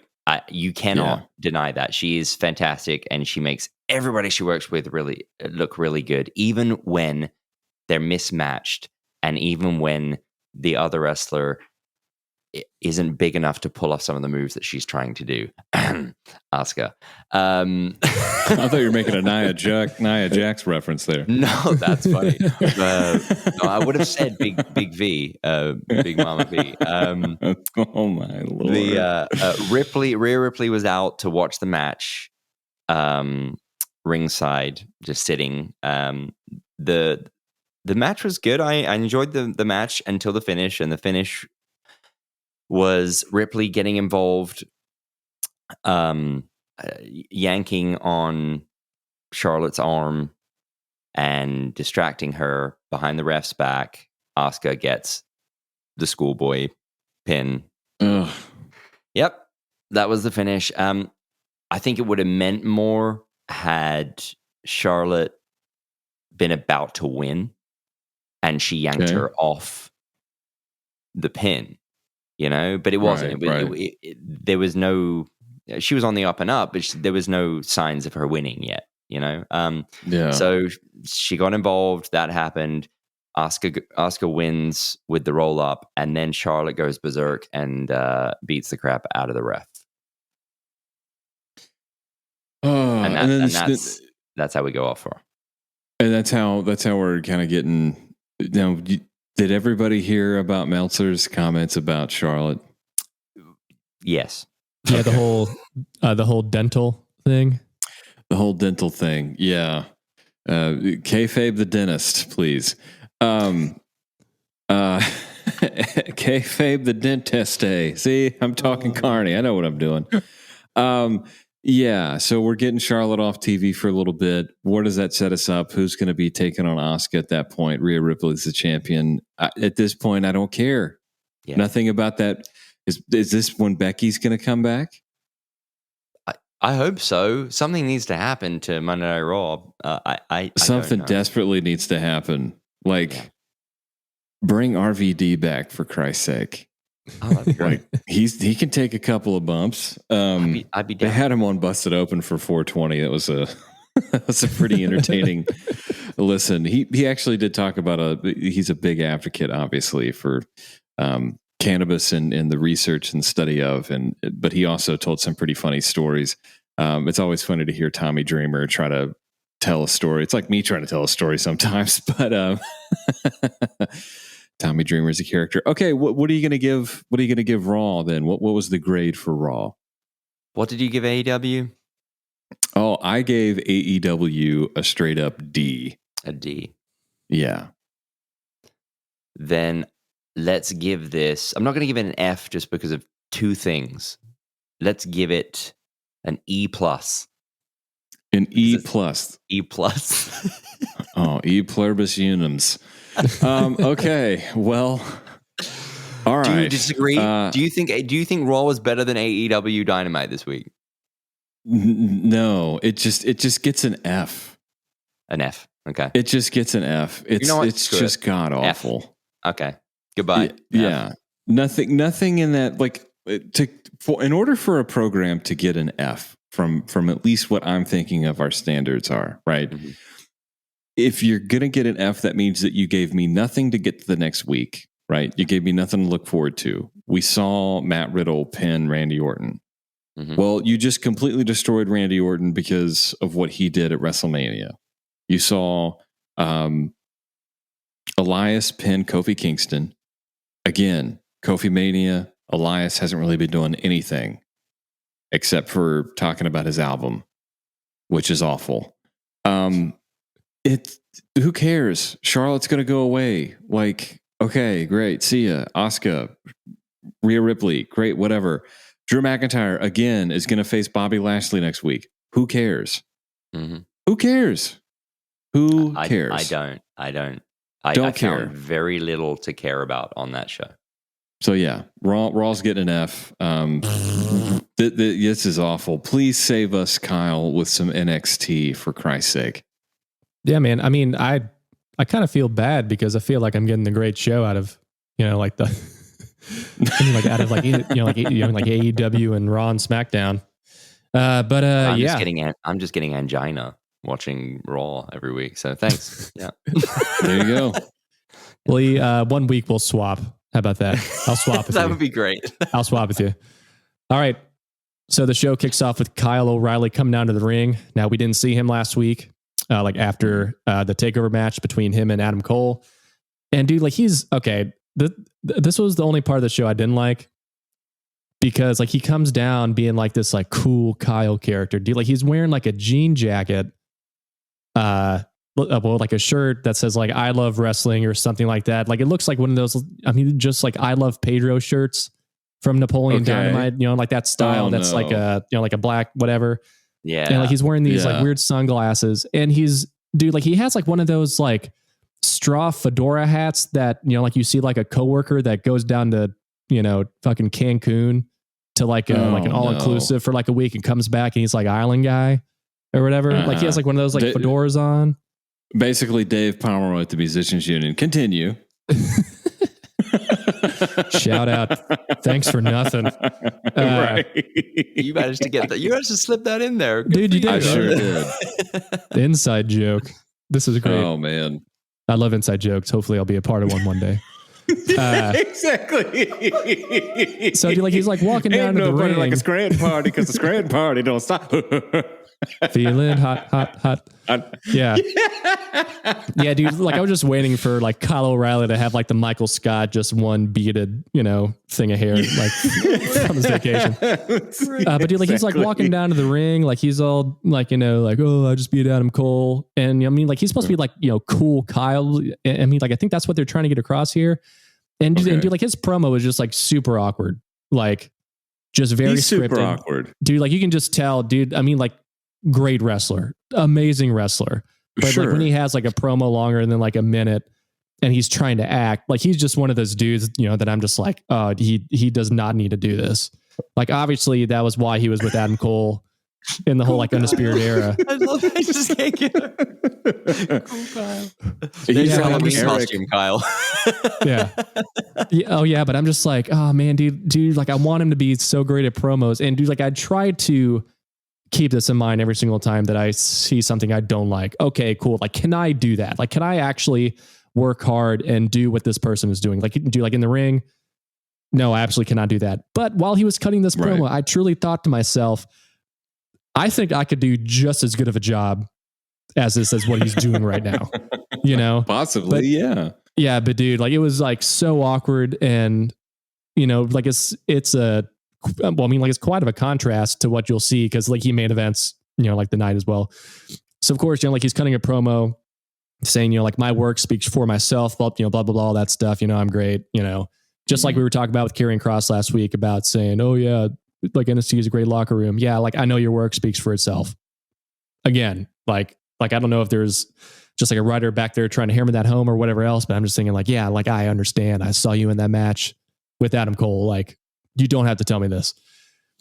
So yeah.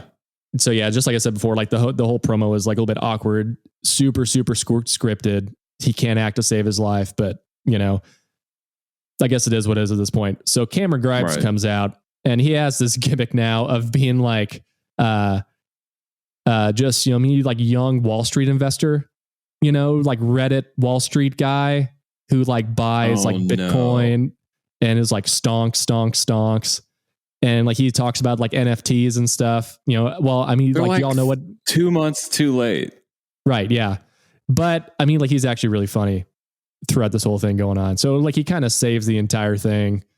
So I'm just like, okay, great. You know, so it's fine. Like it is what it is. So of course, you know, like they're all buddy. And then, you know, Grimes is just like, oh yeah, you know, we'll just make a lot of money, blah, blah, blah. And then like, well, then Kyle is like, oh, well, like I need an opponent tonight. He's like, oh, like wonder who's this going to be. And then Kyle punches him and says, yeah, I guess you're my opponent tonight. So it's Cameron Grimes and Kyle O'Reilly. That's going to main event the evening. Cool. So yeah, dude, like it wasn't a bad segment minus Kyle's terrible acting and just very, very scripted. It was, God, I was just like, oh, I was like, not good. I want to say one thing. We were talking about like, I could possibly do this better, right? Yes. Benefit of the doubt here is not benefit of the doubt. To be fair, we've all had to give a presentation or report at some point on something that we did not give a shit about. Yeah. Right. We've all had to get up in front of people and talk about like, all right, so UPS, this is how they do their last mile delivery. I had to do that 1 year in college. Just talk all about UPS, the devices that they use, how they measure activity. At the time, I didn't care about it. At like now at my advanced stage, I think that shit's really cool. But when I was given that presentation, I did not care. I did not want to be in that room. I didn't want to be around anybody. So I'm sure the delivery of that is why I got a C on that project. Yeah. If I would have given it like I was Shawn Michaels talking about my boyhood dream, it would have probably been a lot cooler. So when you have some of these talent that are doing promos and talking in a way that's really not them, it's not an elevated version of themselves. It's because someone somewhere is getting it wrong, or someone's office isn't open for them to kind of tell them like, no, hey, this is really who I am. This is extremely who I am. So I can empathize. Hold up. One of those thighs. Yeah. Hold up. How many times have you been playing on someone else's gig and you and I'm not talking about a terrible gig that won't ever come back to you to haunt you. I mean a big gig where you did the bare minimum, just phoned it in and didn't care whether it was good or not, because it's not your music. How many times I could probably tell you 0, dude, because you don't do that. You show up because that's your career. This is his career. It's not a speech in college, you know? Fair. At the same time, though, there could be some moments where you could point to where a wrestler have like a boo-boo face, where they would be. That's kind of how I feel about Rhea Ripley. I think Rhea probably has a larger personality than the story that we're being given. You know what I mean? Sure. with the black lipstick and everything. Like I've seen her outside of the ring and she does not look like that. That's not really her, I don't think. Just like Taker. Taker's not really the dead man, but that's the thing that he did, and he did it the best out of anybody, and it worked. I don't know, but you're right though. Gig wise, yeah, man, that's you're exactly right. That's a really strong comparison, and I respect that. So yeah, I believe you've changed my mind. Kyle O'Reilly probably is doing the best that he can, and I don't want. But it just didn't seem like it connected. I certainly don't want to bogart the section because I want to hear this show from Kyle. But I really think that that this idea that they can not be into a promo because it sucks. I think that management, even when they don't know what they're doing, they do know one thing. They know that whatever they give those wrestlers, if this is their career, this is their life, they need to go out there and sell the hell out of it. And if they don't, they're watching. They're like, you know what? If this isn't important enough to you for you to go out there and sell the hell out of the stupid line that I just gave you. You know? So I gotta say, I just don't see there's any excuse when Kyle rightly says, I could have been out there and done just as good a job, if not a better job. So I don't know. Anyway. Interesting. Yeah. Well, let's move on. So now we have a backstage segment, or just like early on in the day, where Sarai arrives, the new Japanese female talent that's really highly touted over there, and she meets Regal in the parking lot, and of course, like Regal's saying, "Hey, it's great to meet you. Thanks so much for being here. We're so pumped to have you here." And then, what's her name? Like Zoe Stark comes out and greets her as well, and she just pretty much says, "Yeah, well, like I would have the honor to be the first person to wrestle you tonight because I want to, just get in the ring with you and see what you got." And they were just like, "Yeah, cool, all right." So we have Sarai and Zoe Stark later on in the day. But yeah, so like at that point, like I was pumped to see Sarai work because I've never seen her before. But if everybody keeps talking her up, then I'm going to think one or two things about this, woman, like after the match, but yeah. So, and then we move on to a like LA Knight promo as he's walking to the ring. He's going to face Dexter Lumis next. So we have the whole Dexter Lumis, like Indy Hartwell, saga going on. So pretty much like I've come to figure out. So like Indy Hartwell is just like fawning over this really mysterious dude and just, like kind of like not like really a stalker, but yeah, kind of stalker-esque. So yeah, she's really into him, and he's just like, yeah, whatever, if you want it, whatever, it's fine. So so we have like like LA Knight and Dexter Lumis. Oh, and fun fact, like I realized who Dexter Lumis reminds me of. So think about Guile from Street Fighter mixed with a pretentious New York City barista who does CrossFit and has arm sleeve tattoos. Meld those two guys together, and that's what this dude looks like. And I just really want this dude to make me a latte right now in like Williamsburg, and then let's go do some CrossFit together. That'd be awesome. And then like push his hair back and do the. Oh yeah, do you like the fuckboy haircut? Yeah, for sure. It's great. I love it. So yeah, do you like this guy? Like this guy's great. Like dude, great worker. Very just hard hitting dude. He's awesome. So during the match, like anywhere. Sorry, that's like easy for me to say. So like Indy Hartwell comes out. She's behind the barricade, and of course, like they're working on the outside. Lumis like does a move to Knight. He's on the ground, and then the camera pans over and sees Indy, and she's all like clumsy and stuff, falls over, and then like at that point, like Dexter tries to get back into the ring, and like LA Knight catches him like with this awkward stunner through the ropes. Like I don't want to call it a botch, but it was just like a weird move like that was going on. Like I don't think it was supposed to go the way they have planned, but like LA Knight gets the victory just because of like just like Indy Hartwell being very distractive to Lumis, which is a typical guy and girl storyline. Sure. But then after the match, like Indy Hartwell gets up on the apron and she puts her lips out and like they're about to kiss, And of course, everyone's just like, yeah, do it. Yeah, this is great. But then the Way comes down and grabs her, says, no, you can't do this. Yeah. And like Johnny Gargano and like Candice LeRae and Austin Theory is like, oh, what are you doing? And she's like fighting. And like, it was pretty funny. Then Loomis is just still deadpan, like, okay, cool, man. Well, guess we'll try again next week. So yeah. And then like, that was the end of that segment. So like, I thought that match was great. Like, I think like LA Knight is very good. Great promo, solid worker. You know, he's just amazing to watch. So then we have a backstage. Yeah, dude. Like any thoughts or concerns or questions about that? Well, I was going to say Dexter Loomis, when and if he ever gets caught up to the main roster, he would be like the coolest looking, like German, like, I'm not going to, you know what I mean? Like just in that type of like German destructor, like just I feel a guy that he would look like he already looks like a movie character, like a movie bad guy. I like the solid tattoo work. I like the short blonde hair, but it's like I just think it's awesome. He would be such a cool, like German heel. Like an Aryan cyborg. Yeah. Okay. Send it. Send it. Yeah. Send it. Yeah. I am. Don't put him in a match with Sami Zayn. I'm totally down with you on that. Yeah. I always disagree whenever I hear corny on him. Whenever I hear his argument against him, this is where he gets a little outdated, corny.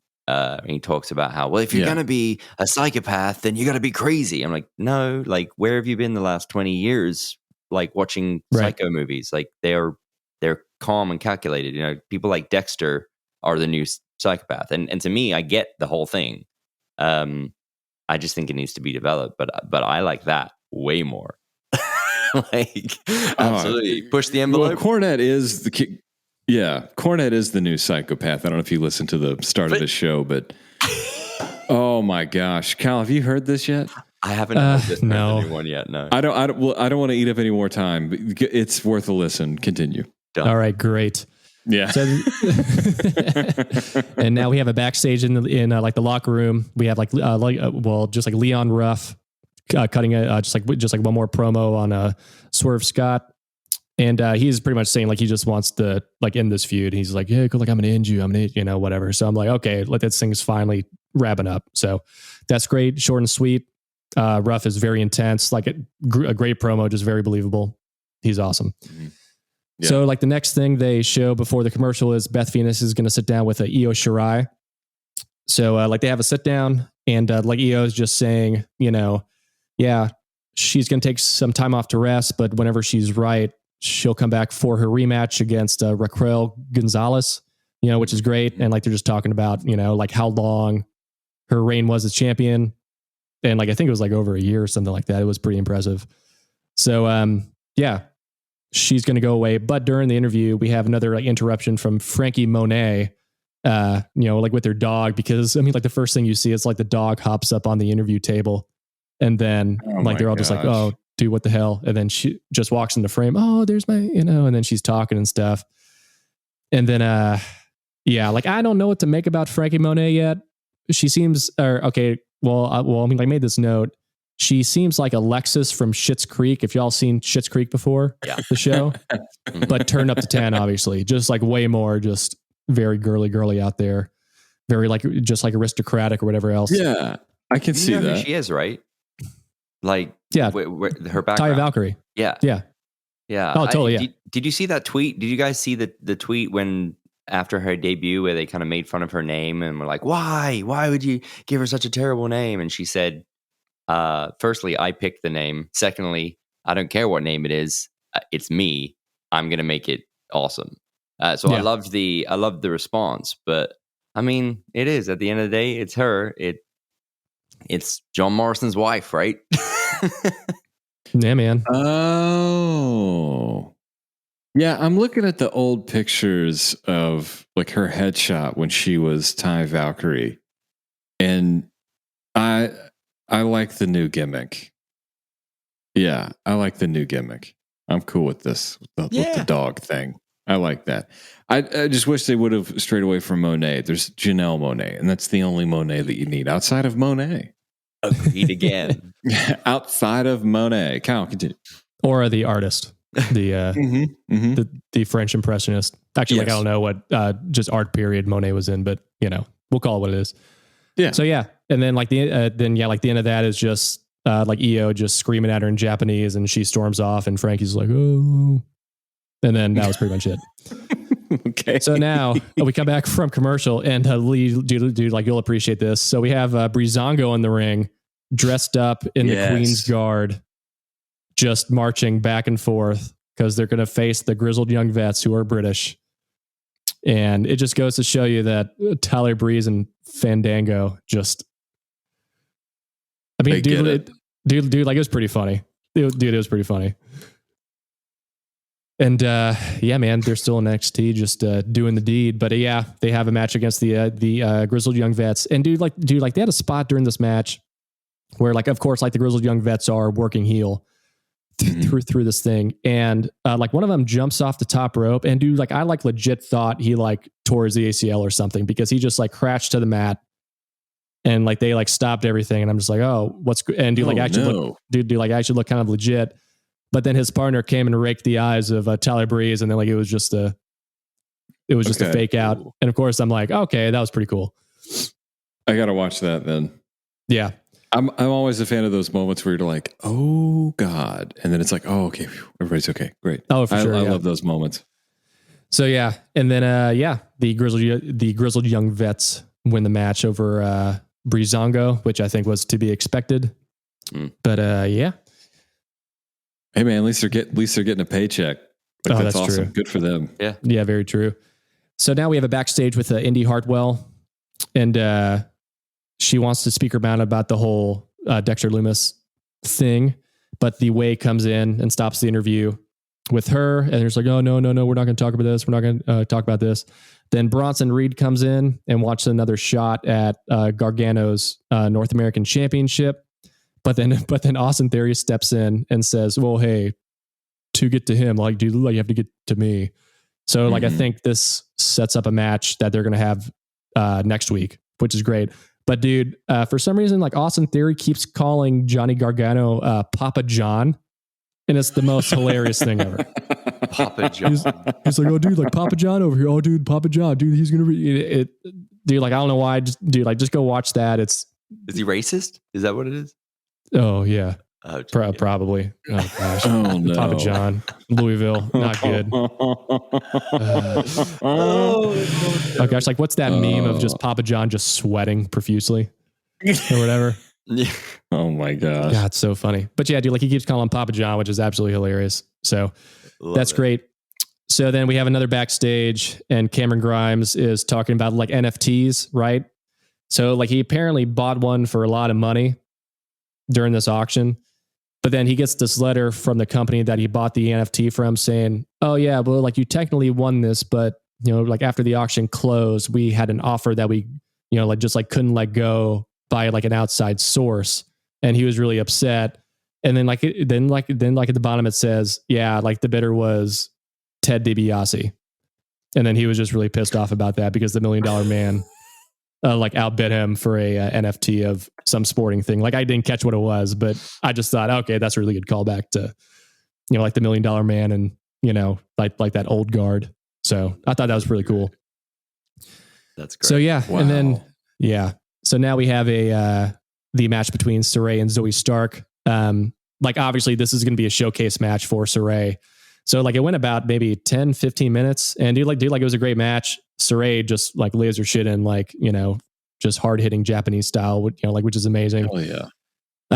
Very competitive match, but like, I think it's just a showcase, obviously, once again, Saray and Zoe Stark. So yeah, of course, Saray goes over with that. But then as soon as the match is over with, Toni Storm comes in and attacks Zoe Stark, but then Saray makes the save and stops Toni Storm from just the beatdown on Stark. So if we get a Saray and Toni Storm match at some point, that would be unreal. But like, I just don't know what way they're going to go with Saray at this point. Like, I don't know if they're just going to be like, yeah, just put her out there for about 2 months and just let her work. And, like just let her get used to, like America, essentially. Yeah. Yeah. I'm sure that's got to be a pretty tough transition, especially with all the work that she's done. I mean, everybody talks about the WWE style, But with NXT, man, it's not that much of a difference comparatively as far as that strong style. So, yeah, for sure. What do I know? Do like great match. Then coming back from commercial, we have a backstage with Dakota Kai and Gonzalez. And dude, like them two together is great. Like the way that they just play off each other. Like great heel promo.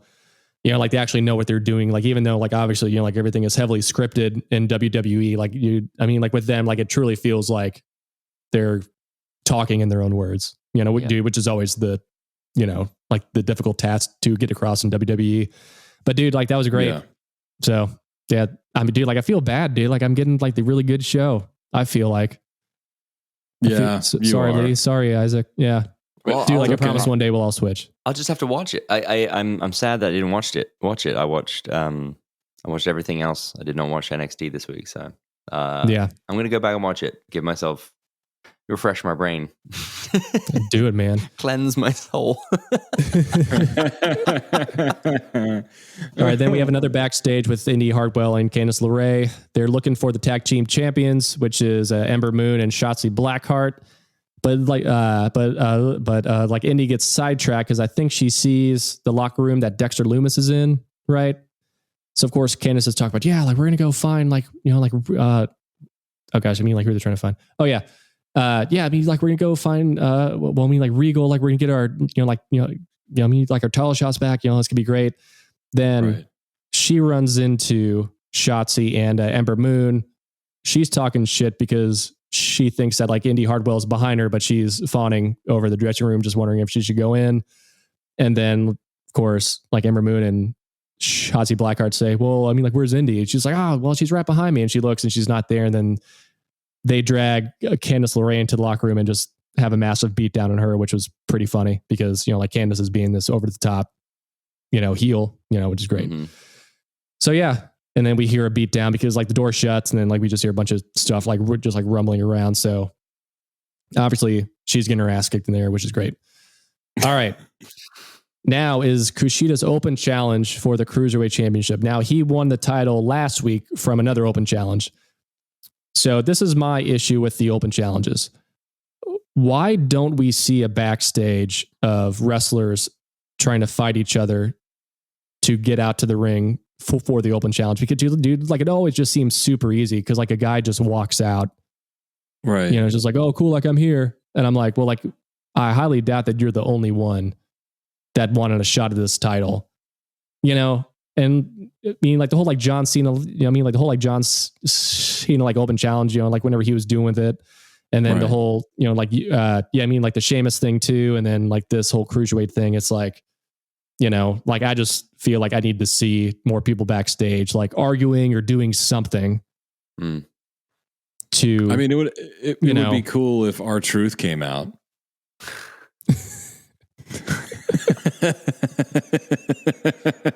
Like when R-Truth came out in the middle of the Royal Rumble and put a ladder up, like he was going to get the Money in the Bank briefcase. Yeah, that's pretty funny. It was the middle of the Rumble. You know what? No, I'm with you. He's great. I miss him. Yeah. Where is he? So of course, yeah. Oh yeah, no. But yeah, so like who comes out is like Oni Lorcan, which also, by the way, like I made a note, like I know he's from Boston, Massachusetts, right? First time I saw this dude, a few years ago. Okay, this dude looks like he's from the UK, right? He works like he's from the UK. His name is like can't talk today. His name is like gosh, sorry, stuttering. Oni Lorcan. Yes, like Oni Lorcan. Right.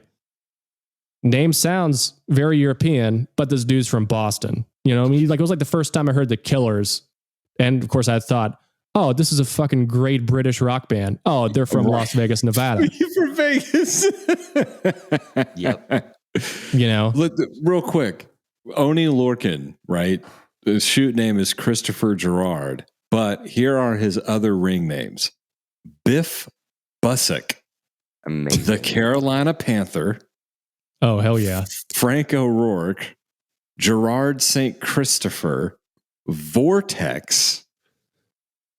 I could see him as being a Vortex outside of Oni Lorcan.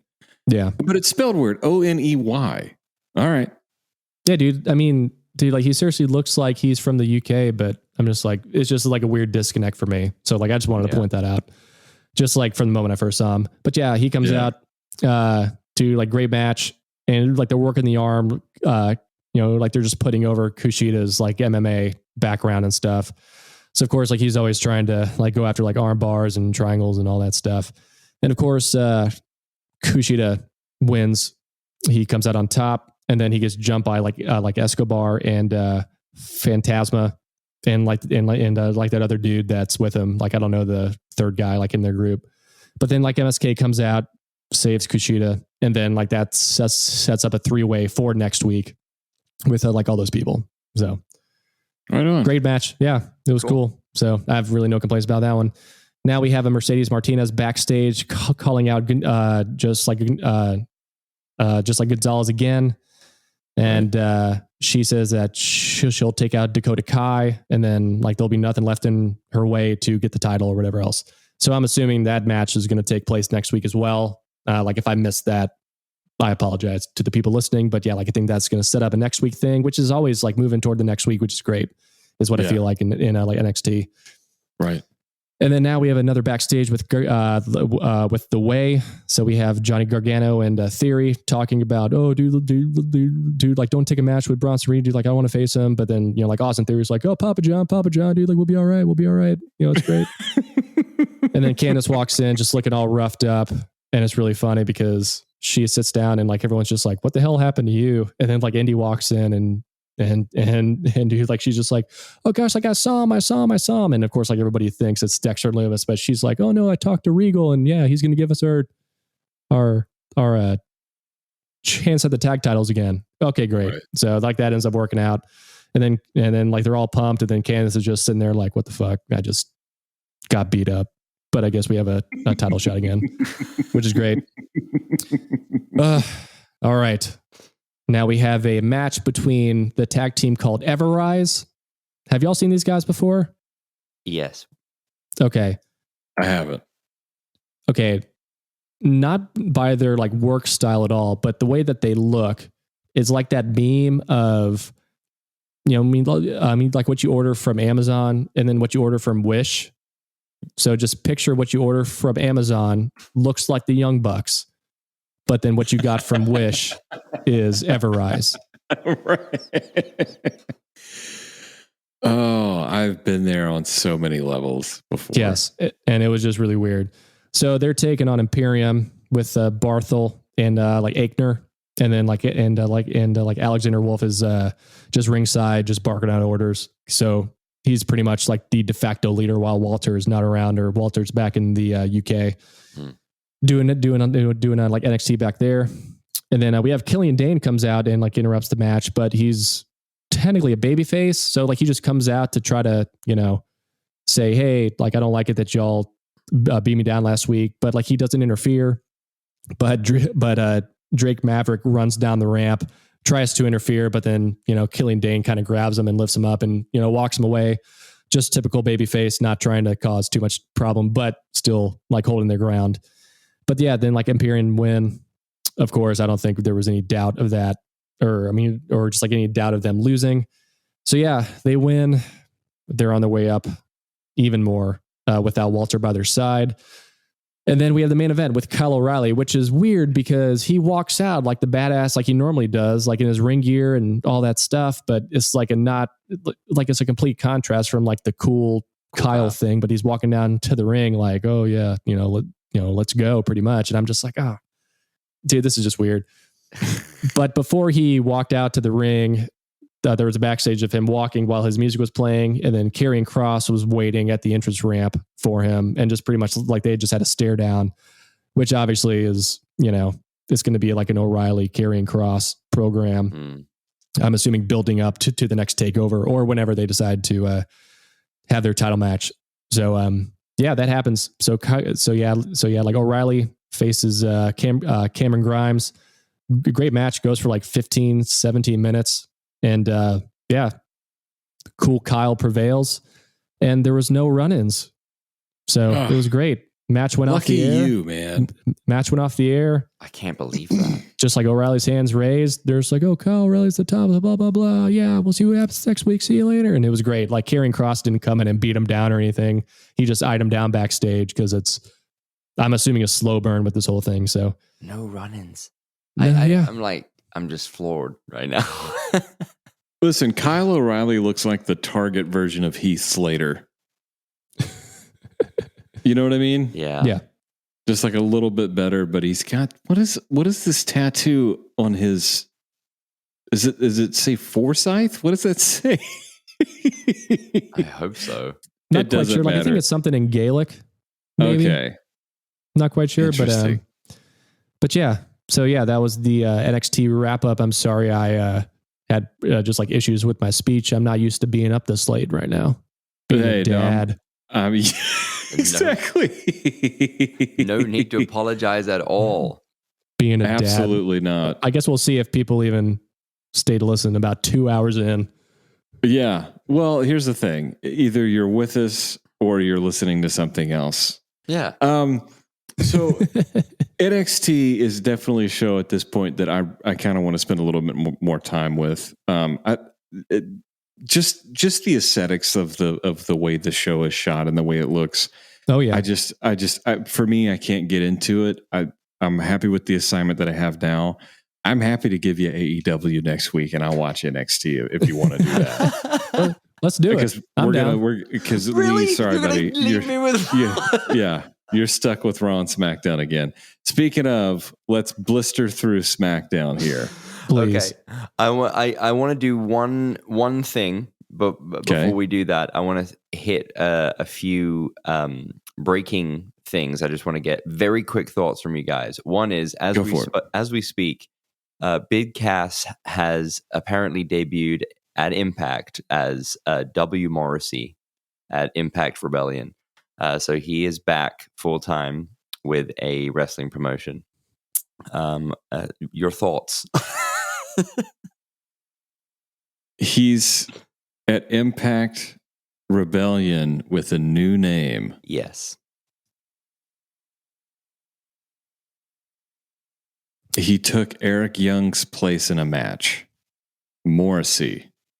Isn't Morrissey. that his isn't that like his shoot name? Maybe. Yeah. Yeah. And I'm assuming he couldn't just go by his last name because of the artist Morrissey. The artist Morrissey. Yep. That's right. So he's W. Morrissey. I mean, just go by Bill Morrissey. Like, who cares, bro? Bill Morrissey. He was just on Busted Open, and the thing that was kind of lame, or not lame, the thing that was kind of sad about somebody like Kaz XL or Big Cass or whatever you want to call him now, W. Morrissey, it's kind of like the Jake Roberts thing. You can't talk about Jake Roberts being a successful wrestler in the 80s. You have to talk about the fact that Jake Roberts has went through depression, drug abuse, broken home, broken marriage, all this stuff. Same thing with Scott Hall. You can't celebrate Scott Hall, the wrestling mind that he was, and a lot of the things that he was able to do in his profession.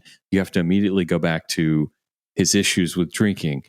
With Kaz, same thing. You had a seizure. Like, it's just so unfortunate. So I'm happy. I'm actually kind of pumped that he's going by W. Morrissey, because I would love for him to get as far the fuck away from Big Cass or Kaz XL as he possibly can. And I'm happy that he's getting work. I loved Enzo and Cass so much. Me too. Yeah, dude, I think everybody did. Yeah, it's like, especially like, hey, bub, I'll knock that lazy eye back in. It's like, come on, that's good stuff. Great. So, all right. So before SmackDown, I want to do this Spitfire round, and I want you guys to tell me whether you care or you don't care. And I'm going to read out a few things that happened this past week that we learned about. Okay, can we do that? Mm-hmm. Mm-hmm. All right. Mm-hmm. First and foremost, Ronda Rousey pregnant. Good for you. Congrats. Okay, sense of care. Next, we have JR announcing that AEW is apparently going back on the road in July. Welcome to the club. Sweet. Okay. Good. I can't wait to not see Daly's place. Fantastic. Okay, cool. Next we have AJ Lee in a swerve is going to be co-writing the next 47 Ronin sequel. I have no idea what that is. That was Same. a Keanu Reeves movie about samurais. And she's going to be doing what? She is co-writing the movie. The sequel. Good for you. That's fun. Right? Is I Keanu thought that was Reeves in really it? cool. We don't know yet. They haven't cast it yet. So, but she has been hired on to write the movie. I'll be really bougie. If he's not in it, I don't care. If he's in it, I think that's cool. I think that's a legit answer. I'm just being honest. If he's not going to be in it, a big deal. So what? Great opportunity. Moving to great opportunity. Good. Don't fuck it up. Excuse me. You can beep that out. No, dude, it's fine. I've already dropped a couple F-bombs. I'm sorry. Fair enough. We're moving good. to her husband, CM Punk is apparently listening to ideas for fun, quality wrestling projects. So I guess that leaves out WWE and AEW, but apparently has interest in a Will Ospreay match. I'm for it. Anything to hear Cult of Personality in front of a crowd. I'm for it. Cool. Kyle? It's probably going to be a terrible match. He hasn't wrestled in a really long time. Sorry. Like his I just want to hear all the Japanese fans go, CM Punk!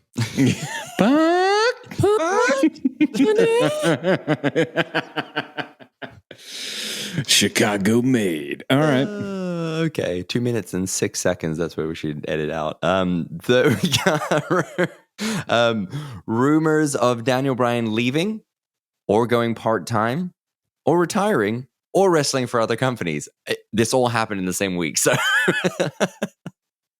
I don't think he's going to go anywhere because of John Laurinaitis. I think that there's going to be enough of a conversation that's had, like pillow talk, to where he's not going to go anywhere. And if he does go somewhere, like I don't want to see him in AEW, unless Joe ends up in AEW and there's something we can get in like 2 years. But I think at that point, 2 years, don't care. okay. And Kyle? Bring back the vegan champion. Yes. Oh, that was so really much good. fun. Fickle. That was great. Fickle. Truly That thought was he was awesome. the best. That's I'm good. assuming Bree hated the long hair and massive beard even more than he had. Yeah. So Yeah, probably. All right. Last but probably not not coming back, but yeah. fair enough. Last but not least, I'm going to read off the names of the people that got fired. And you're going to tell me whether they matter or not to you. So, okay. So I just want to care or not care. Mickey James, Care. Samoa Joe, Care. Care. Iconics, Totally care. Absolutely care. Bo Dallas, I wish I could have seen more, so I care. Tucker. I have a signed steel chair from him. Oh, fun What? fact. Dude, like our bus driver, Matt, but when I used to play for Michael Ray, that's kind of weird to say now. Dude, like he actually drove Roman Reigns for a week because Roman was testing out a bus, and Matt just got a call to drive for him because we had a week off, and it was him, Curtis Axel, and Bo Dallas on the bus. So it was Roman Reigns just hanging out with Curtis Axel and Bo Dallas, and then Matt got a steel chair signed from Roman Reigns and all three of them. That's amazing. And he left it in my bunk, and I got back, and I'm like, "Oh, this is awesome." And he's just like, "Dude, he's the coolest dude ever." I'm like, "I know, I want to be that guy." That's incredible. Oh, that's so dope. Yeah, Roman That's Reigns awesome. slept in my bunk. That's Fun amazing. fact, There you go. Wow. because Matt told him to sleep there. He's like, "Oh, Kyle will probably forget about this." Yeah. We're all marking out right now. This is great. Very excited. Have you guys ever lifted up your mattresses in your bunk to see if anybody had signed your bunk? Wait, that's a thing? Yeah. No, I don't want to do that. Next time you get on a bus that isn't yours, right? Like if you're on a bus that an artist has for like the whole year, like great, that they probably cleaned it. But if you're one of those like junkers that we used to get all the time when I was out with Jana, because she never signed a lease. We would just always get whatever Breeze bus wasn't on the road, or was it Seminole? Or Governors. Is it Governors in Alabama? I can't remember. It's some crappy coach company that's based in like Huntsville. Yeah.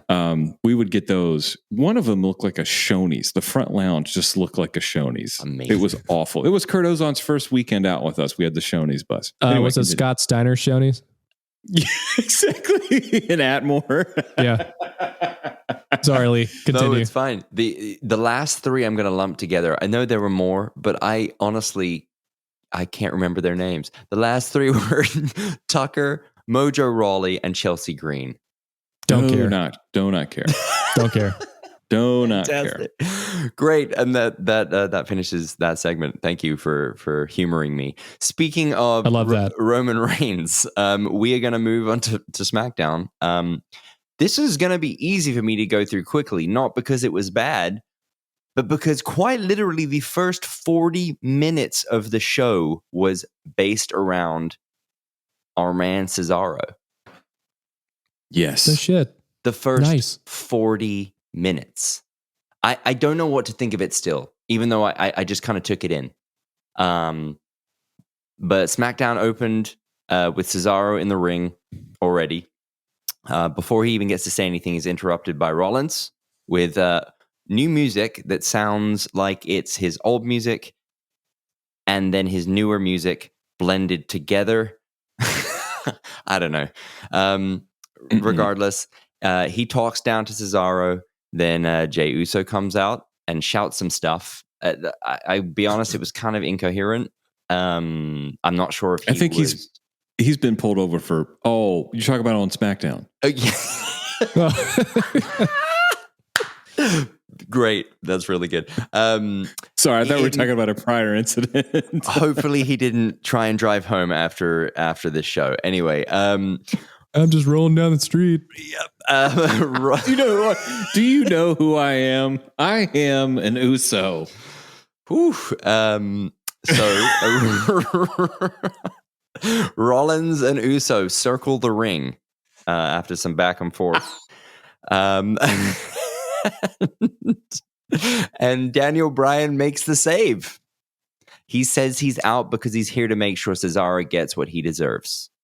And he says he's worked harder than everyone. Okay, Again? this Here again. This again. God. Stop it. Stop telling everybody that you're working. Like, it's...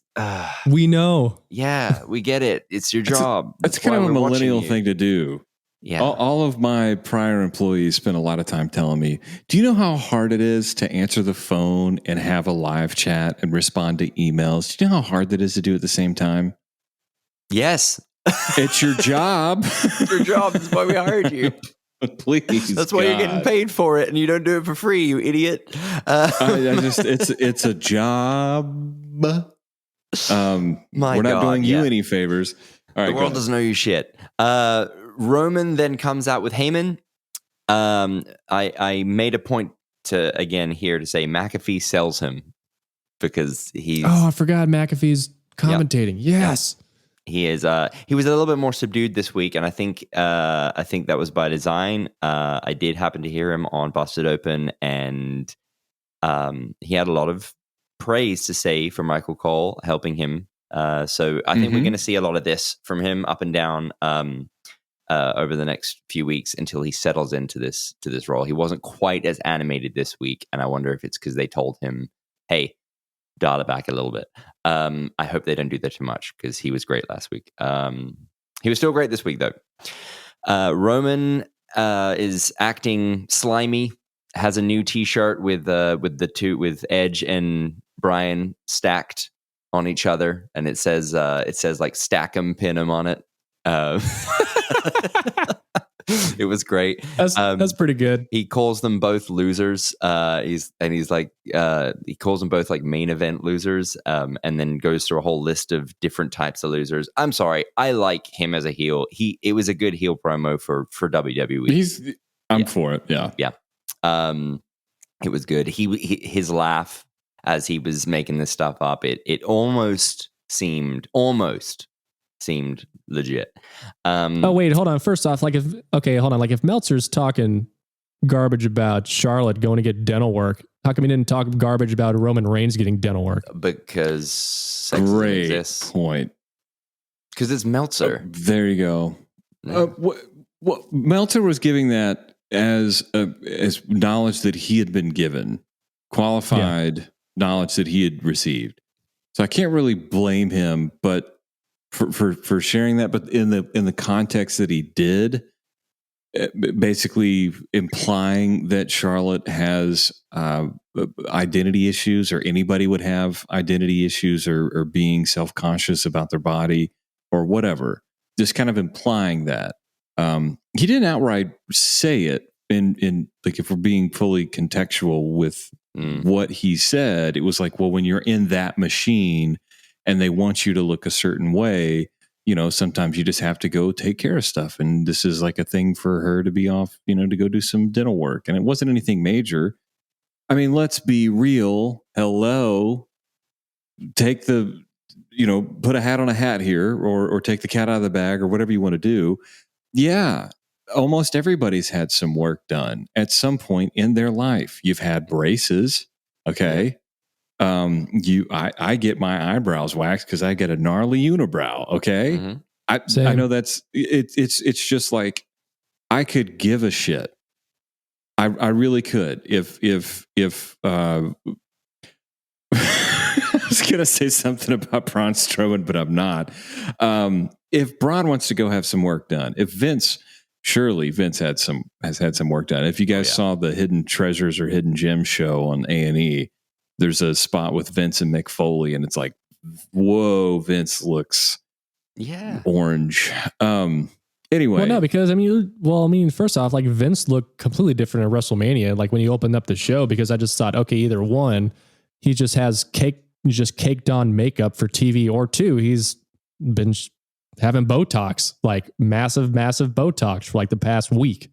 It helps migraines. Okay. It helps migraines. It's true. It's WrestleMania week, brother. Oh, brother. All right. Go ahead. So, I put their good heel promo, and it leads to a tag match between Seth and Jey Uso versus Bryan and Cesaro. It goes through 2 commercial breaks, this match. Holy God. 3 segments?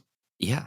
Wow. They are really, suddenly they are just all about Cesaro. And they want to, if this is their way of pushing him to the moon, then however it looks like, I'm good with it. Let's see where it goes, kind of deal. I put good match as expected. I mean, you're not going to get a bad match out of those 4.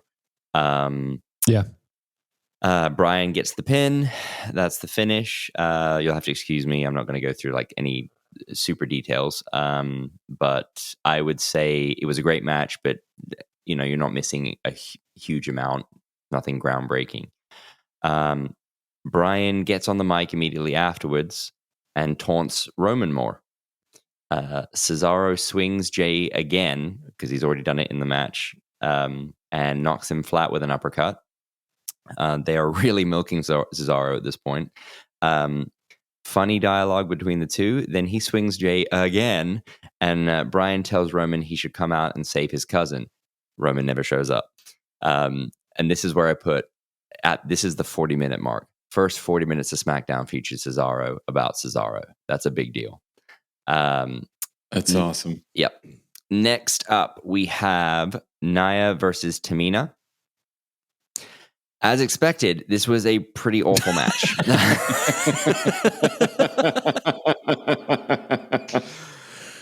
Looked awkward the whole time. I'm not just saying this. I'm just really high on some of the females because they're good.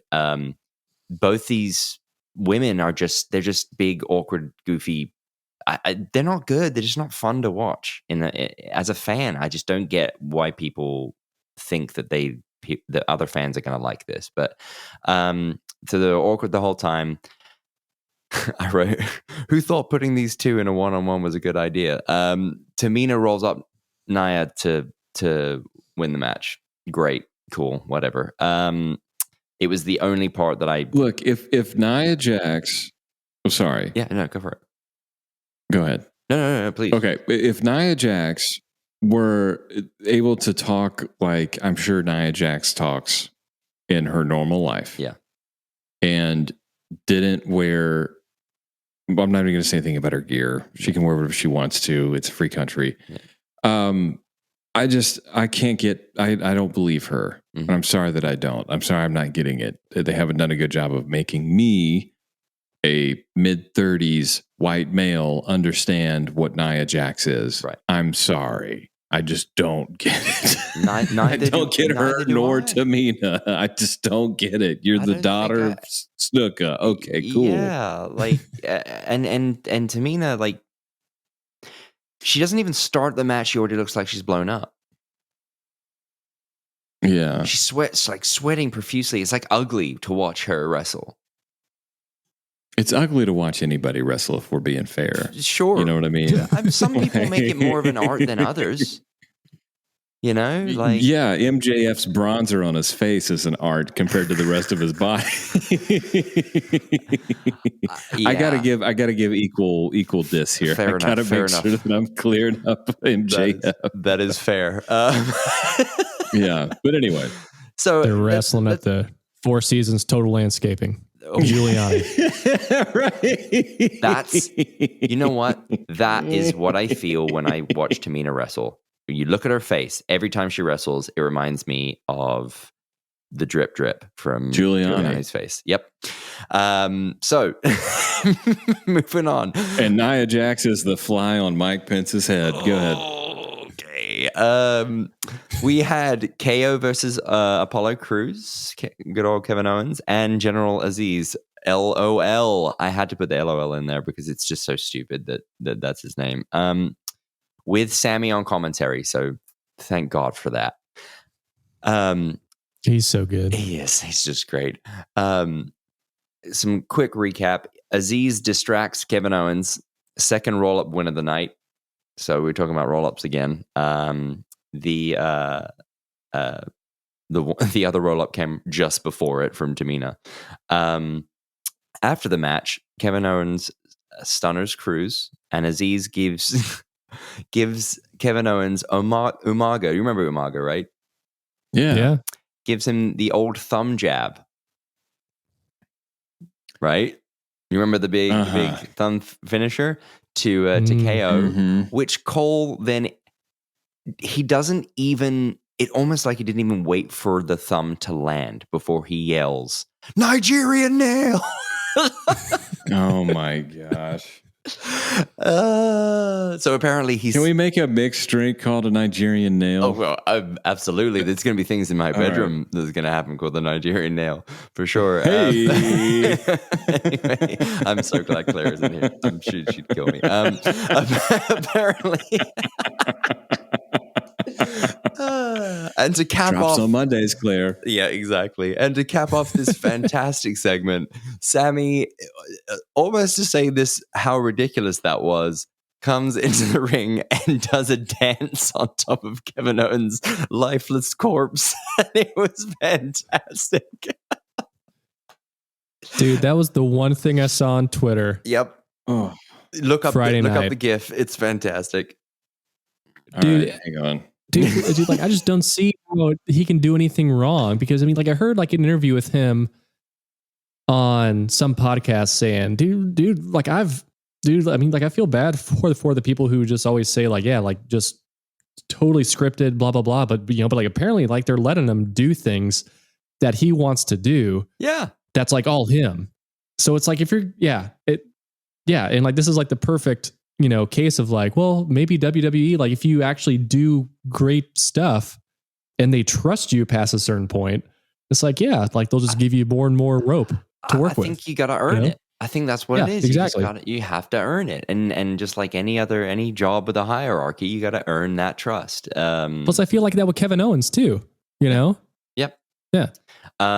We have a quick backstage segment where Big E attacks Apollo Crews, partly because of the history with the Intercontinental title. So that's clearly not over yet.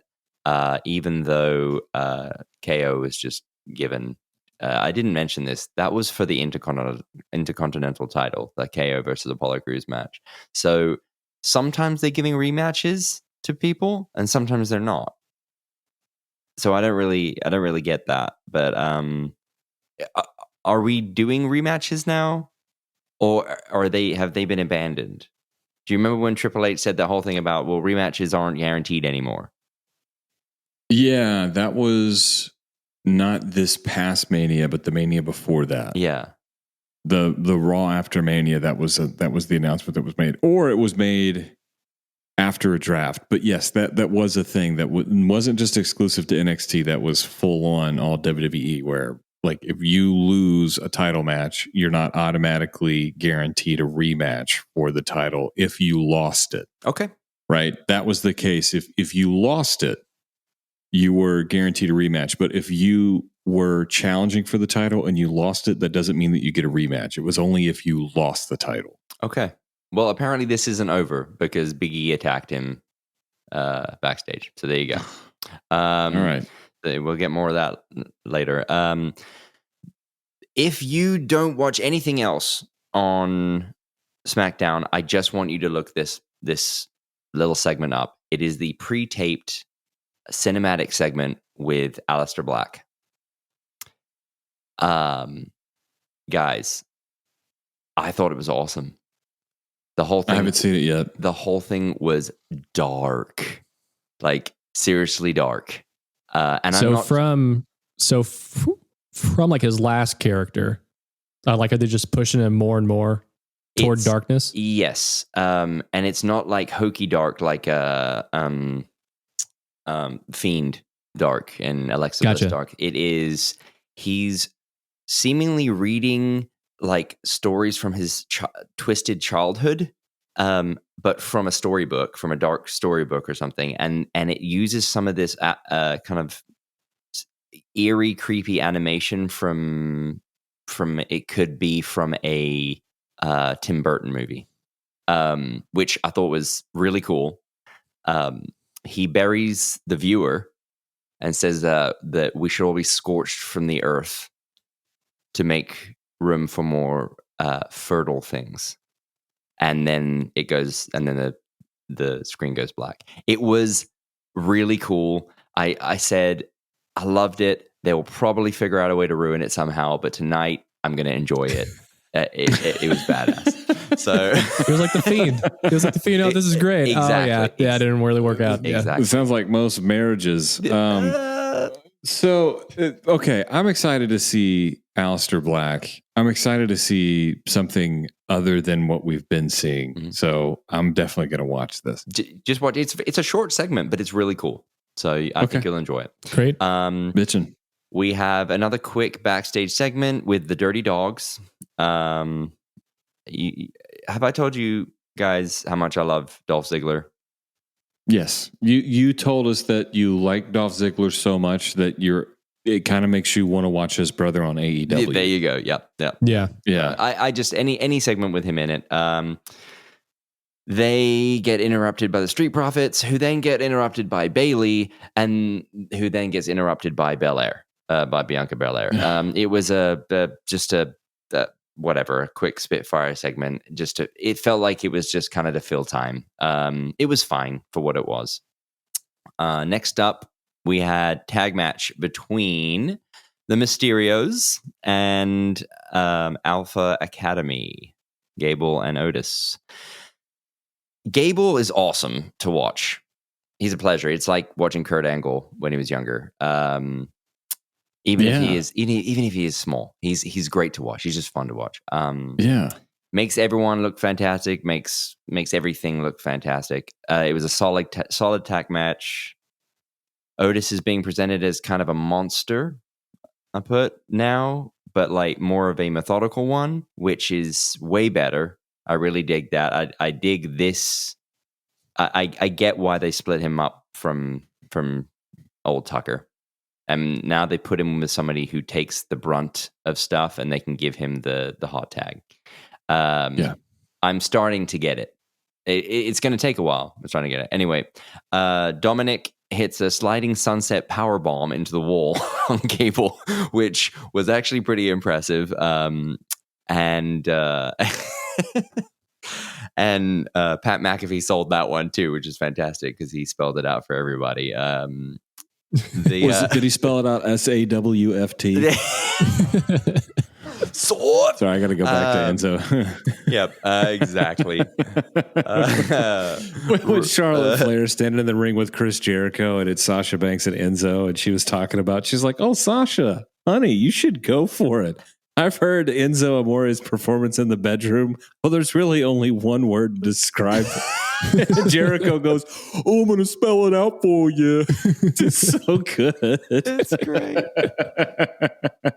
Oh, it's fantastic. Yeah. So anyway, right after that, there was really no coming back from that from Gable.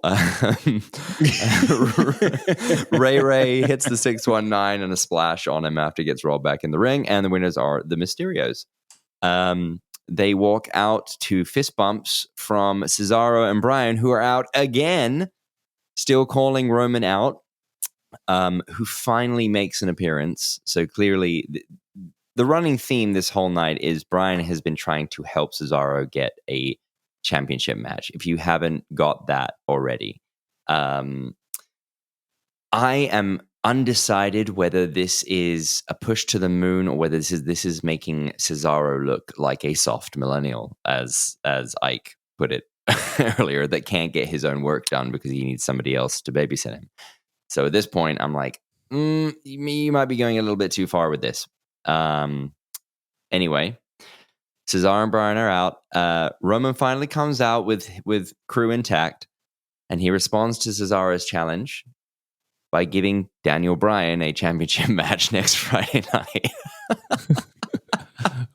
Classic. And listen, trying to get a title shot off of Roman Reigns is trying to like finish your taxes on time. It's like, no, you know what? Yeah, I'm actually going to need a Schedule C from 2018 before you can see what your refund total is going to be. It's like, just let me finish my taxes, please. My favorite part of this entire segment is when Roman says, you don't make the matches, I make the matches. And I'm sitting here going, actually, you don't make the matches. Wait, aren't officials supposed to make the matches? Yeah. Are you ringing the bell? Who's ringing the bell? But to boot, the kicker of this entire thing is this championship match next Friday has a huge stipulation. If Daniel Bryan loses, he has to leave SmackDown. Ooh. Interesting. And if he wins, then he's the champion. So he's the champion. Mm-hmm. And then we go off the air. Huh. Okay, I'm excited about that. Now I'm for that. This show, it felt like that the Cesaro thing took up a good chunk, which it did, but it made the rest of the show feel like it flowed really well, short and sweet, to the point. There wasn't a whole lot of riffraff and stupidness. So I felt like, oh, cool. And there was a cool cliffhanger. It made me want to go see next week. Great. That's what the show is supposed to do. It wasn't amazing. I'm not, it wasn't groundbreaking, but it doesn't have to be groundbreaking every week. So SmackDown didn't have a 60-year-old man with a baseball bat in the middle of the ring going off the air, nope, playing somebody else's entrance music. No chair shots, man. No run-ins. Quick question: where has Edge been? Is he written off right now because of the concerto? Yeah, I'm assuming. They haven't explained it. Haven't mentioned. I haven't heard anything about Edge. Like no mention. Like bye-bye. No. Yeah. They. I kind of wonder if he. Well, yeah, I kind of wonder if they're going to try to move him to Raw because of ratings. Nothing's really happening over there. Yeah, I mean they made or him. Or Daniel Bryan too. Yeah, maybe. They need to shake some stuff up. They can't be relying on just Drew McIntyre and Braun Strowman. But anyway, I will give my final grade for SmackDown. gonna give it a B again. Yeah, I was. Well, not it got unhappy. a B+ last week. It did. Okay, I'm gonna give it a B this week. Okay, all right. So SmackDown gets a B, Raw gets an F, AEW gets a D-. What did NXT get? One more B. Great show. One more. Pass. Yeah. I'm just writing all these grades down here. Yeah. One of the last things I said last week was like, man, AEW got a C this week. Maybe they can kind of outdo themselves. No, they didn't. I would imagine, and I'm going to kind of go off on a not necessarily a tangent because we're way over, but I think AEW next week is going to lose 250,000 viewers. I don't think they're going to break 1 million next week just because they went from Tyson to like an even worse show, dropping 100,000 people. I think they're going to drop at least 200 to 300,000 people next week. Yeah. Just because it's like, oh, it's still garbage. Okay. Very good. So I maybe it'll be a better show next week. It is going to be a tape show next week. So I don't know. AEW got a D. NXT, remind me the grade again? B. And then SmackDown was also a B. Let's give SmackDown a B- because Kyle is the only one that can sit here and unequivocally say it was a great show. I'm not saying that SmackDown was a great show. It was good. So okay. So NXT, I guess, edges out. Let's do that. B- for old SmackDown. I'm all about it. Yeah, it seems like based on the description alone that NXT would have been worthwhile watching.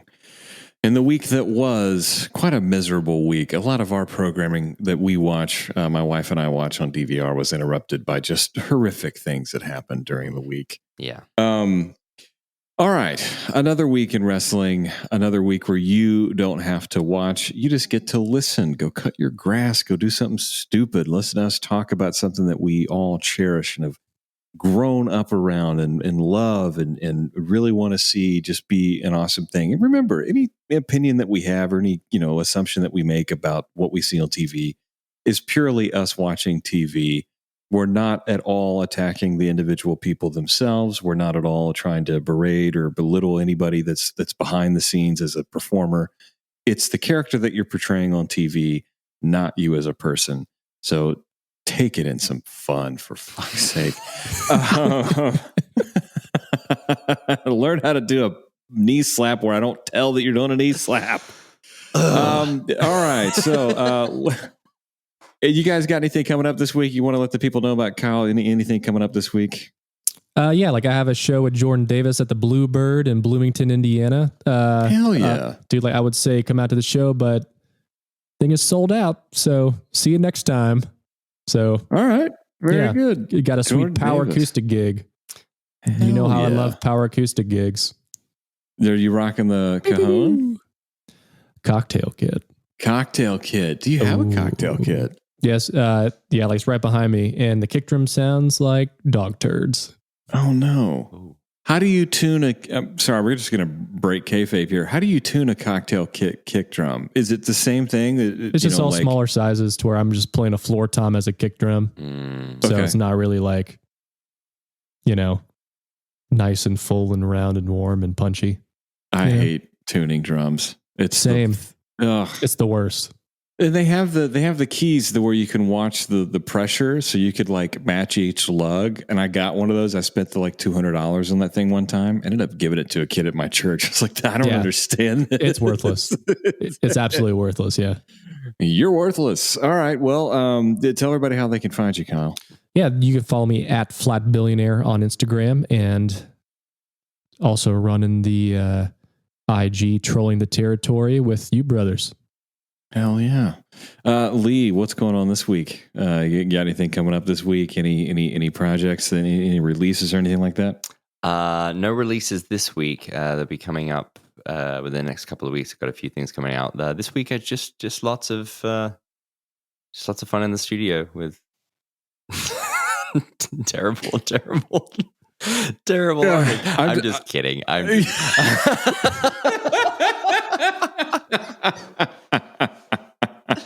I'm joking. You can come and see me at my show Friday night, which is not sold out, not even close. I don't know if we'll be able to sell one. I know. Who knows? At Doghouse. No, I'm joking. I don't have a whole lot going on. Just watching a lot of wrestling. Just doing a lot of right on. Yeah, I'll be on a lot of socials this week, making fun of a lot of wrestling. So, and what are those social handles? Socials are LB Houison. That is Houison. If in doubt, just type that last name into. I see you dancing. Just type the last name into anything, because I really don't think there's any other Leigh Houisons out there. It's just me. And if they are, it's an OnlyFans account, and it's not Leigh. I don't know how many times we have to tell people that. That's not the same Leigh. That is not me. You can find me on Instagram at Isaac, ISAAC, Wriston, WRISTON. I don't know why I spelled that out. Who gives a shit? Doing the same thing you guys do, playing on tracks. I want to tell you something funny. Because I know this person has no idea on how to search for me or whatever. I got approached to play on some tracks from a guy that's putting together a musical. He sent me a full-on synopsis of what this musical is. Sarah Bareilles. The way he sold it to me was just like, this is going to be awesome. Like, I can't wait. It's a really great plot. Like, it sounds like really cool. And I'm thinking, as somebody that's never worked with this person before, I'm like, this is good. I'm going to be like a Broadway production. This is super cool. Like, all right. Literally one of the .m4a files he sent me is just a drum beat for 3 minutes. And I said, hey, I think one of the bounces that you sent, you didn't bounce the rest of the entry. He's like, no. That's for you to come up with. I want a bass line in like A minor. Just play what you hear. Oh, dude, you'll feel it. Just vibe it. So I did it. Doom, doom, doom, doom, doom, doom, doom. Like for 3 minutes. That's all I did. Okay. I sent it to him. I can't. This makes me so angry. And the reason this makes me angry is because it's triggering me. It's triggering something. I really hope that this person never hears this. I'm not going to use any names. I'm about to do a session this week, and this person who I'm not even going to say their gender because I just don't want them to find out that I'm talking about them. They showed up to the pre-production session where they wanted to do 5 songs. Bearing in mind, the pre-production session was last night so that we could get everything worked out for the session this morning. Okay? All the musicians are coming in. Mm-hmm. This person shows up, and all they have are poems. No work tapes, no melodies, no structured songs, just poems. Oh my gosh. And again, you get the same thing. You guys are just really good at that. Like, I thought you could help with that. Oh man. I'm not writing your songs for you? Like, what is... I had a girl hit me up the other day. She was like, how do I get on one of them plaques? I said, what are you talking about? She's like, I want one of them plaques. How do you get one of them? No. I'm like, I don't even know. That's like a luck thing. I was in the right place at the right time. I work with the right person. That I have no control over that. Yeah. And she was like, well, how do you make a song? Oh. I was like, honey, this is not the conversation for us to have. I need you to go to YouTube and go for it. Yeah. Like, just go to splice.com, download some samples, and just get after it. Yeah. Anyway, folks, music is as arduous and as disgusting and as belittling, and it makes you feel this high so much. It's the rare inkling that you see us in our creative capacity in front of a live audience that makes it worth it. The catering, the camaraderie, like that makes it worth it. The other 98% of the time is us going like, you've got to be kidding me. People think this is what we do. You have to be kidding me. We call those people show clothes. Yep. That's getting into the show, ladies and gentlemen. This is Trolling the Territory. You can find us on our aforementioned socials that we probably edit out the stories that follow. TrollingTheTerritory.com is coming very soon. Please do us a favor, rate and review. That really does help us out a lot. I know everybody says that bullshit, but it actually does help us out. If you think it's fun, somebody else is going to be able to find out about it because you paid it forward for us to bring more people on. We promise that we're going to do a lot of fun stuff. And actually pay attention if there is a community that populates itself. Great, we'll hang out with you guys, whatever. Probably not. I actually hate people. I take all of that back. He really does. I really do. I hate a lot of people, but I love them. And I love you. You guys have a great rest of your week. Take care. Thank you so much. Bye-bye. Bye-bye. See ya.